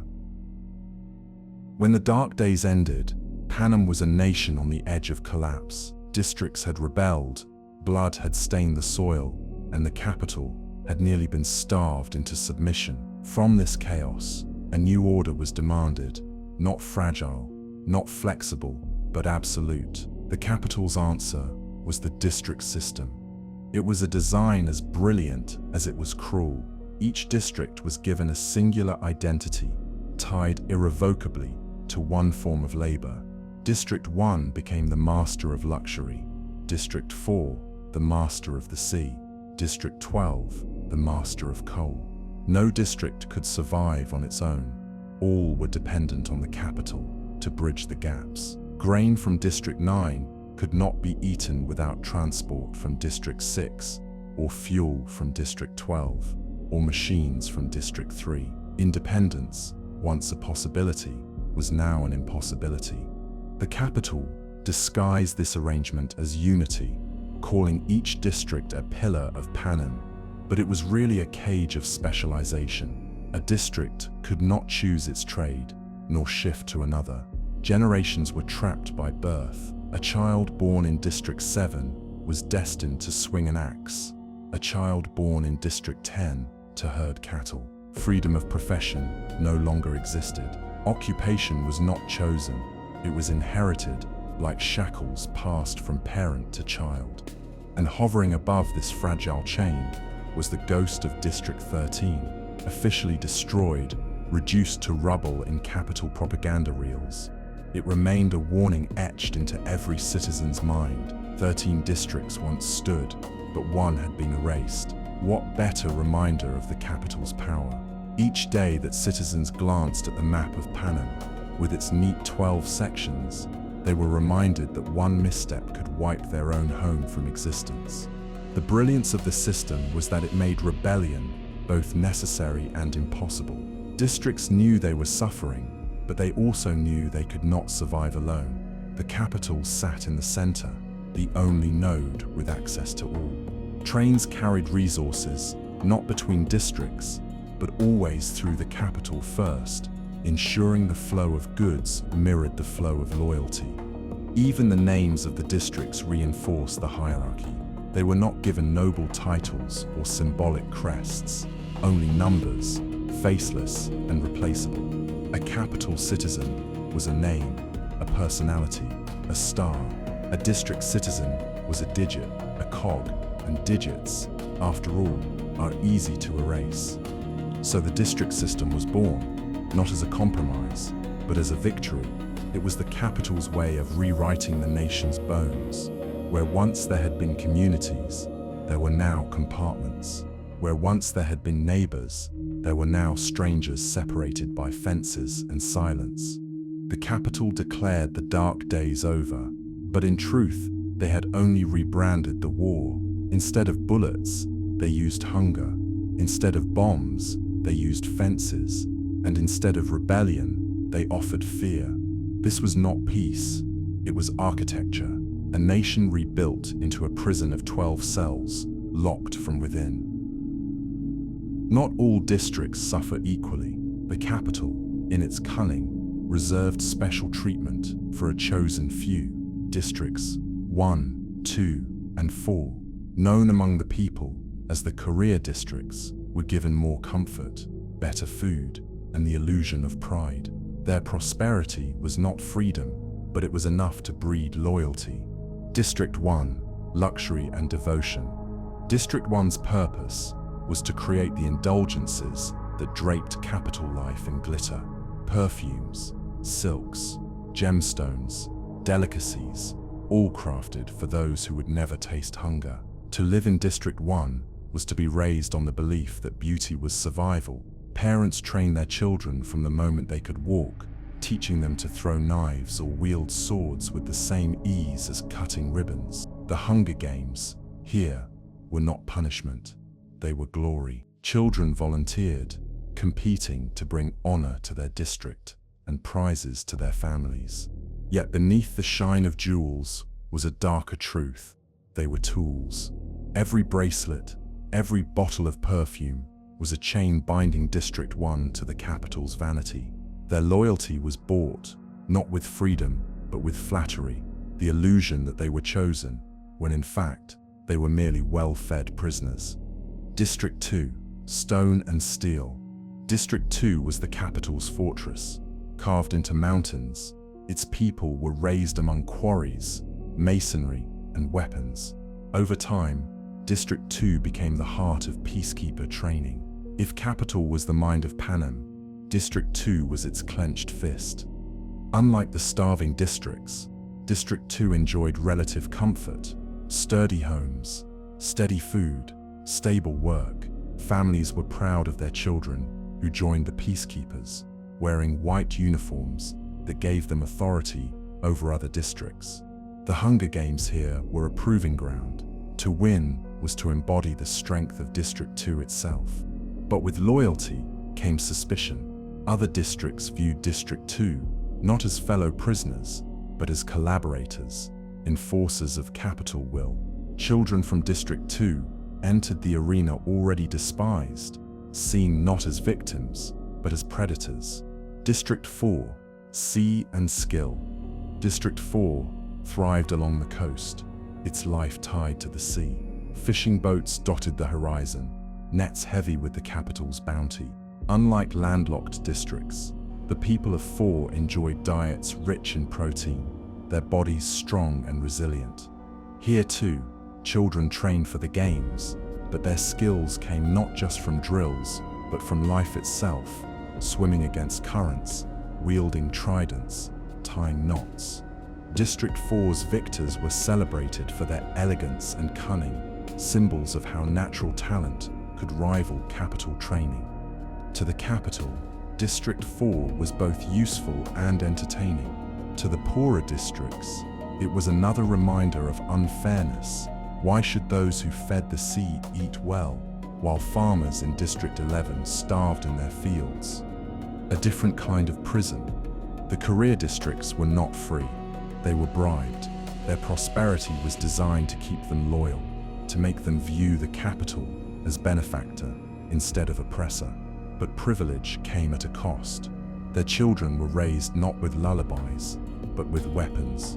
Their culture turned the slaughter of the Hunger Games into a sport, a stage where their pride could be flaunted at the expense of others' survival. And yet, even within their walls, doubt simmered.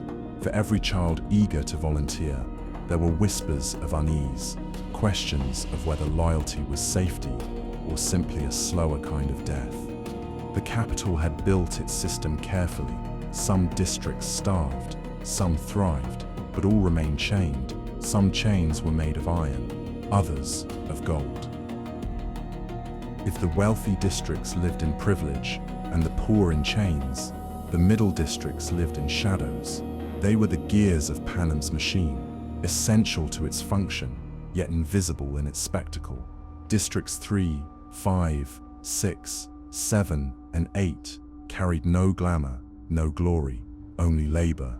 District 3, Wires and Sparks. District 3 specialized in technology, electronics, circuits, communications. To the capital, they were indispensable. To themselves, they were prisoners of their own brilliance. Families raised children, not in fields or quarries, but in workshops, lit by the glow of screens and soldering irons. District 3 was respected for its intellect, but despised for its potential. Too much knowledge was dangerous. The capital regulated their education, keeping their inventions under constant watch. Here, whispers of rebellion often sparked, for the cleverest minds saw through the capital's lies. But just as quickly, the capital extinguished them, leaving fear etched deeper than innovation. District 5, Power and Silence. District 5 generated electricity, turning rivers, dams and turbines into veins of energy that lit the capital's skyline. Their labor never ended. Machines hummed day and night, the current never allowed to falter. The people of District 5 lived in a paradox, surrounded by power, but powerless themselves. Their homes were dim, their rations meager, while the capital consumed the light they produced. To the citizens, electricity became a ghost, a force they created but never touched. District 6, Steel and Transit. District 6 was the artery of Panem, building the trains that stitched the nation together.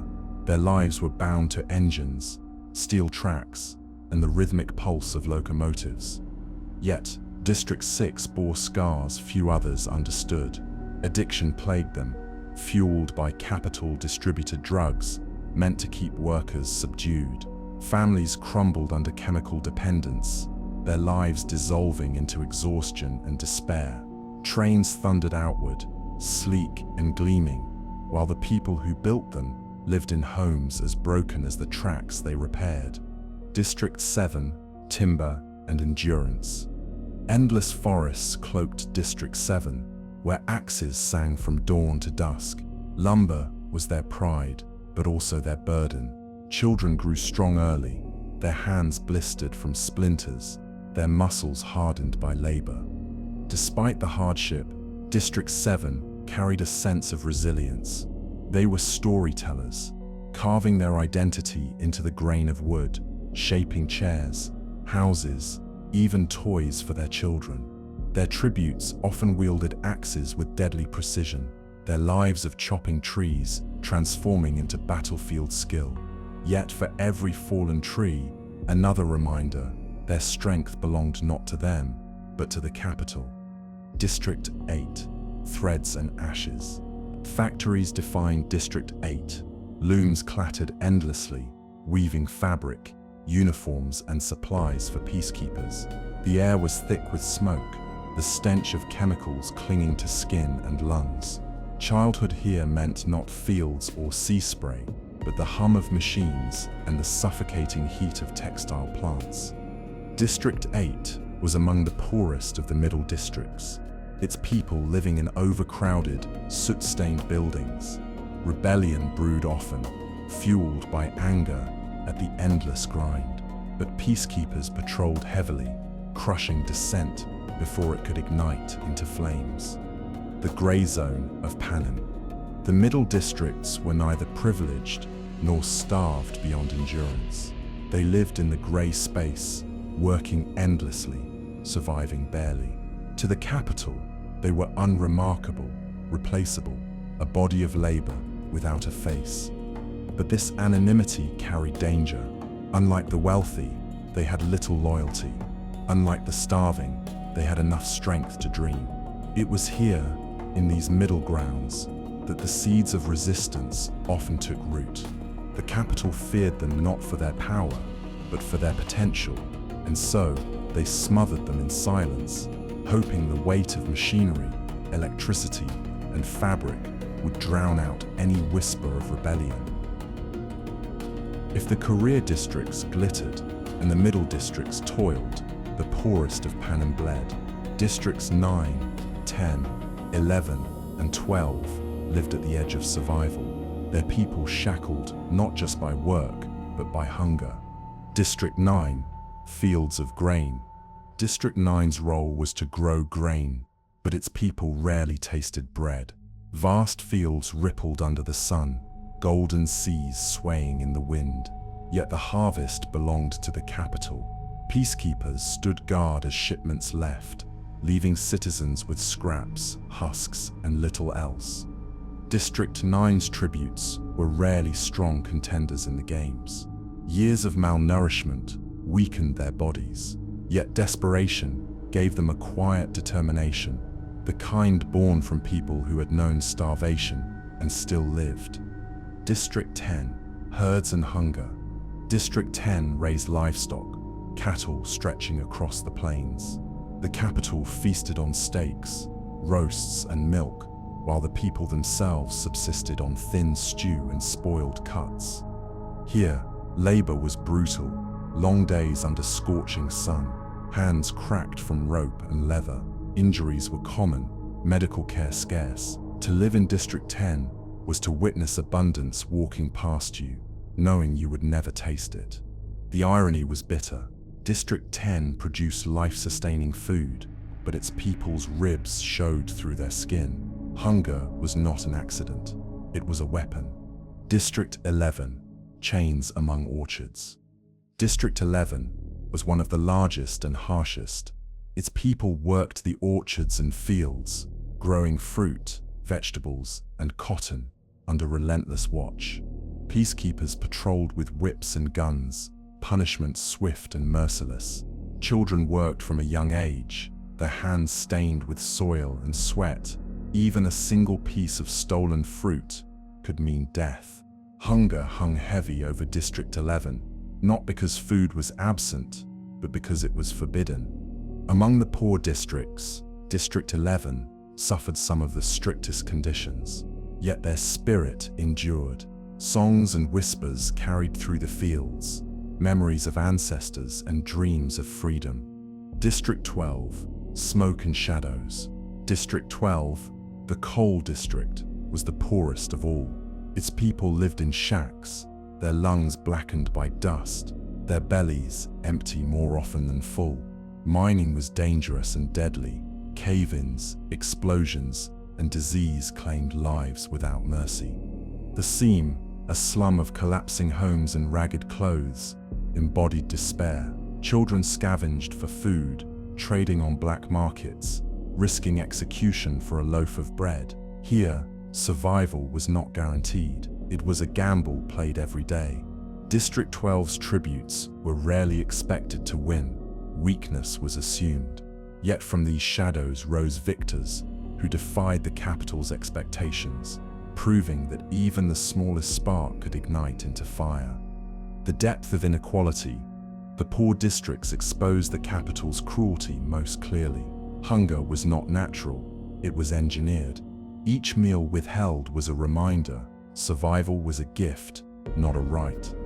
These districts produced the essentials of life: grain, meat, vegetables, coal, yet lived closest to death. Their existence revealed the capital's philosophy. Suffering kept the people docile. To starve a man was to silence him. But silence was fragile, and in the poorest districts, where survival required courage, courage could grow into defiance. The capital overlooked this truth. It believed hunger killed hope. It forgot that hunger could also sharpen it. If the capital's wealth was its greatest weapon, then ignorance was its sharpest blade. The districts of Panem were not only separated by distance, but by walls, both visible and invisible. Fences and borders. Each district was enclosed by fences, many electrified, designed not only to keep outsiders away, but to keep the people trapped inside. Most citizens never set foot outside their district. To them, the world beyond the fence was rumor, myth, or silence. Crossing meant punishment, often death, censorship and propaganda. The capital tightly controlled information. District newspapers were censored, broadcasts scripted, and history rewritten. Citizens knew little of other districts, except what the capital wanted them to know. To the people of District 12, the sea of District 4 might as well have been a fairy tale. To District 7, grain fields of 9 were dreams on the wind. Instead, propaganda filled the gap. Capital broadcasts showed smiling citizens in clean streets, dazzling fashion, and endless food. Hunger Games coverage painted tributes from some districts as noble, others as savage. It was not only entertainment, it was a weapon to pit the districts against one another. Division as control. The capital knew unity was dangerous. If the districts saw each other clearly, if they shared suffering, rebellion would spark. So the capital sowed envy, fear, and mistrust. District 2 was branded as enforcers, District 1 as spoiled, District 11 as unruly, District 12 as weak. By keeping them divided, the capital ruled without contest. Each district believed it was alone, its suffering unique. And so, generation after generation, the fences held, not just of wire and steel, but of ignorance. It was only when whispers crossed those borders that cracks began to form. The capital ruled not only through hunger, but through walls. Each district was fenced, electrified, and silenced. Citizens rarely knew what lay beyond their borders. Information was censored, broadcasts filled with propaganda. District 12 never saw the sea of District 4, nor did District 7 glimpse the grain of District 9. Instead, the capital painted neighbors as rivals, careers as privileged, others as weak or savage. Division bred mistrust, and mistrust killed unity. Alone, the districts bent.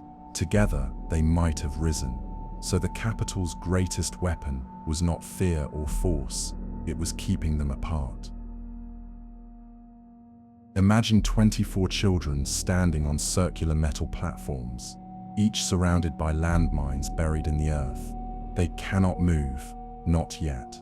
Above them, the cornucopia gleams, its horn-shaped structure filled with weapons, food, and water, the promise of survival and the guarantee of blood. In the capital, the audience roars, their cheers echoing across the arena like thunder. Faces painted, glasses of wine raised. They laugh and place bets on who will live, who will die. For them, this is a holiday, a spectacle more dazzling than fireworks. But in the districts, silence reigns. Families huddle in squares, staring at massive screens.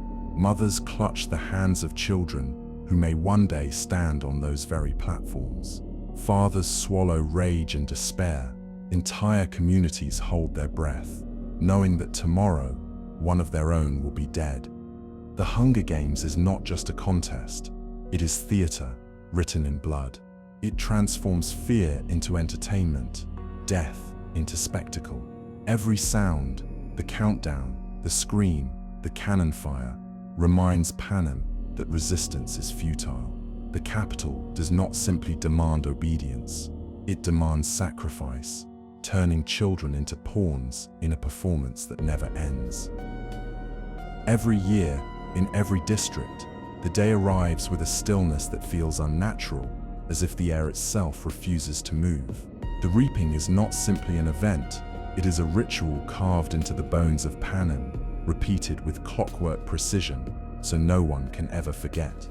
Children between the ages of 12 and 18 are gathered in the district square, herded by peacekeepers in stark white uniforms.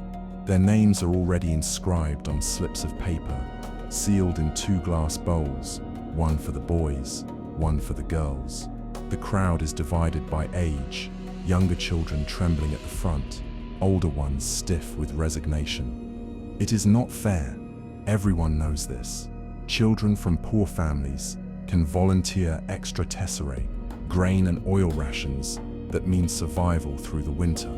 But each tessera adds another slip of their name to the bowl. By 16, many have their names entered dozens of times, while wealthier children may face the reaping with only one fragile slip. Hunger itself has stacked the odds. When the official steps onto the stage, their capital accent lilts unnaturally against the silence. They give the same rehearsed speech, praising the capital, condemning rebellion, honoring the tradition of the games. No one listens. Every heartbeat waits for the drawing. The first name is pulled. For a fraction of a second, the square does not breathe.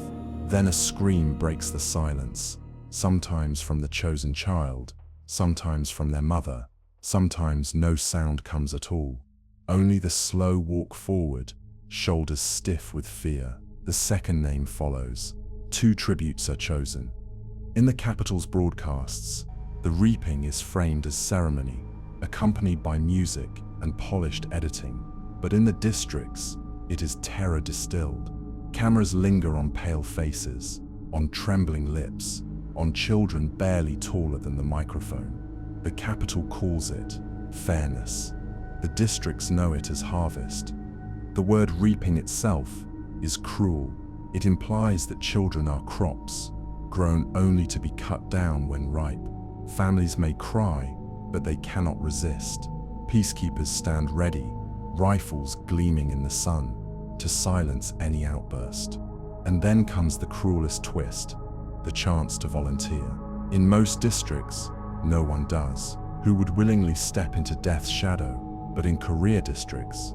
Districts 1, 2, and 4, young men and women leap forward, eager to prove themselves, trained from childhood to fight. For them, the games are glory.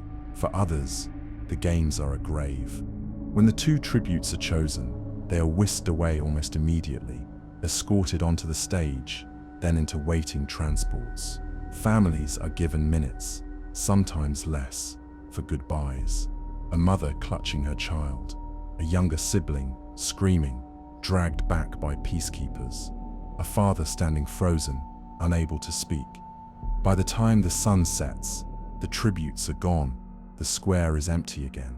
But the silence that follows the reaping is not peace, it is mourning and dread, and the knowledge that tomorrow life will continue as if nothing happened.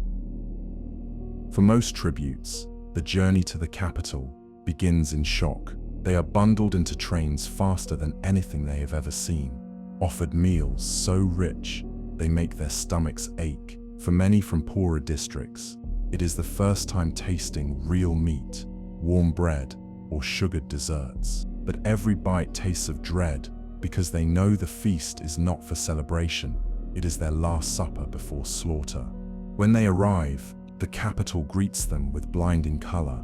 Neon lights, glass towers, and strange fashions overwhelm their senses.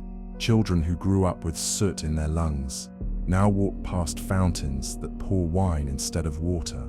Crowds cheer as if welcoming celebrities, not victims. This is the capital's first cruelty, forcing tributes to experience luxury just as their lives are about to end.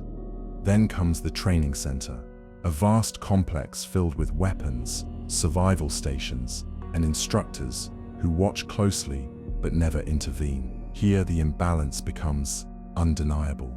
Career tributes from districts 1, 2, and 4 move with confidence. They handle swords, spears, and bows with practiced ease, laughing with one another like it is summer camp. For years they have trained illegally under the capital's blind eye, preparing for this exact moment. The others struggle. Children from District 11 fumble with knives, their hands calloused from farming, but not fighting. Miners from District 12 swing axes awkwardly, tools of labor turned into weapons of war. The youngest tributes, just 12, can barely lift the heavier blades. Some try camouflage, fire starting, or plant identification, clinging to the hope of surviving without direct combat. Every movement is recorded. Every stumble becomes entertainment for capital viewers. Even here, the games are not preparation, but performance. Mentors watch too, former victors, scarred and hollow, forced to guide their replacements year after year. They know the truth. Training matters, but rarely enough. They give what advice they can, make allies, earn sponsors, learn to run, but the haunted look in their eyes betrays what they don't say. Almost none of them will come home. And then there are the private sessions. Each tribute demonstrates their chosen skill before the game makers, hoping to impress. A high score might bring sponsors who can send gifts in the arena, bread, medicine, water. A low score almost guarantees death. Careers show off lethal strikes. Others attempt cleverness, setting snares, throwing knives, or even singing to prove worth. It is a pageant of desperation, children begging for attention to stay alive. By the end of training, alliances form, careers band together, hunting packs, waiting for release. Others cling to one another for comfort, though they know they may be forced to betray or kill. And always, the cameras roll. The capital calls this education, but for the tributes, it is indoctrination. They are taught not how to survive in freedom, but how to die in spectacle. After training begins the grand showpiece that the capital adores, the tribute parade. For the capital citizens, it is a carnival. For the tributes, it is humiliation disguised as pageantry. The parade takes place on opening night. Each pair of tributes rides a chariot through the wide boulevards of the capital, drawn by mechanical horses or genetically engineered beasts. They wear costumes designed by Capitol stylists, outfits meant to symbolize their district's industry. The girl from District the 12th of May be wrapped in glittering coal dust. The children from District 4 shimmer like mermaids, draped in nets and shells. Some costumes are clever, others grotesque, but all serve one purpose: to dazzle the crowd. As the chariots roll, thousands of Capitol citizens cheer and throw flowers, waving banners, chanting names. To them, it is not about the tributes as people, it is about the spectacle. The parade is a contest before the real contest, where beauty, charisma, and flair can earn attention, sponsorship, and temporary fame. For the tributes, it is surreal. Children who hours earlier wept in train compartments now stand painted, gilded, smiling on command. Their fear must be hidden. Their humanity must be traded for applause. The mentors whisper that this is the first chance to win sponsors. A good costume, a confident wave, even a daring gesture can make the difference between starving in the arena or receiving a gift of food at a crucial moment. Yet the darker truth lingers. This is also the Capitol's victory parade, held before the deaths even begin. It is proof of control. The tributes are paraded like livestock at auction, their fates sealed, their dignity stripped. At the head of it all stands the president, watching from a balcony. His gaze reminds everyone, the tributes, the mentors, the districts, watching from afar, that all of this is theater, designed to mask terror. The Capitol citizens cheer without seeing the cruelty. They clap for costumes and forget the children inside them. But in the districts, families watch the broadcast in silence. They see their sons and daughters, dressed in finery, paraded like champions. Yet they know the truth. Beneath the sequins and fireproof fabric beats the heart of a child who will soon be hunted. By the time the parade ends, the tributes have been branded. Some are remembered, others are forgotten before the night is over, but all are trapped. The Capitol calls it a celebration. The districts call it what it is: a funeral march disguised as a festival. After the parade comes the Capitol's favorite stage, the televised interviews. This is where tributes cease to be nameless children and are transformed into characters for the Capitol's entertainment. The stage is a gleaming platform, lights brighter than the sun, cameras catching every angle. One by one, the tributes are escorted to plush chairs across from the host, an eccentric, always smiling figure dressed in dazzling colors. His job is not to ask real questions, but to coax performances, charm, tears, laughter. For the Capitol citizens, these interviews are the highlight. They place bets based not only on skills shown in training, but on personality. Will the boy from District 3 appear clever? Will the girl from District 6 weep and win pity? Every reaction is dissected, replayed, exaggerated. For them, the games are a drama, and every drama needs compelling characters. The tributes know this. Mentors drill them beforehand. Be likable, be memorable, do anything but disappear. Some tell jokes, earning applause. Others act bold, showing off muscles or twirling weapons. The careers often boast, grinning confidently. But not all can play the game. The shy stumble over words, their fear exposed before millions. The youngest cry, and the Capitol coos at their fragility, all the while knowing that soon these children will die. And sometimes, amid the rehearsed answers, something genuine slips through: a trembling hand, a quiet confession, a desperate smile. These moments, raw and unscripted, are what truly capture attention and sponsors. Because in the arena, survival is not only about skill, it is about gifts, water, medicine, food delivered by silver parachutes. A sponsor charmed by a smile may one day save a life. But the cruelty of the interviews is not only in what they reveal, it is in what they demand. Children are forced to sell themselves, to become entertainment, to beg for favor before a laughing crowd. Their fear, their grief, their hope, all turned into spectacle. Back in the districts, families watch in agony. They see their loved ones smile on stage, while knowing the terror hidden in their eyes. They hear laughter from the capital and feel only dread. For them, each interview is a final goodbye disguised as performance. By the end of the night, the capital has chosen its favorites. Odds are recalculated, bets placed, posters printed. Some tributes rise as stars, others fade into obscurity, already forgotten. And then, when the lights go dark and the cameras switch off, the tributes return to their rooms, stripped of costumes and applause. The silence afterward is heavier than any peacekeeper's grip. They know the truth. The next time they are on screen, it will be in the arena, bleeding, fighting, or dying. The capital calls it entertainment. The tributes know it as humiliation, the last rehearsal before their deaths. At last, the games begin. The tributes are transported under the cover of night, each placed in underground launch rooms. Here, attendants prepare them like sacrificial offerings, clothes tailored for the arena's climate, a final meal, and a tracker injected beneath the skin. No words of comfort are given. The attendants smile with painted faces, but their eyes are empty. When the time comes, each tribute steps onto a circular metal plate. A countdown begins. With a jolt, they are lifted upward, rising through tunnels of steel, until suddenly they are in the open air, blinking against an artificial sun. The arena is a masterpiece of cruelty.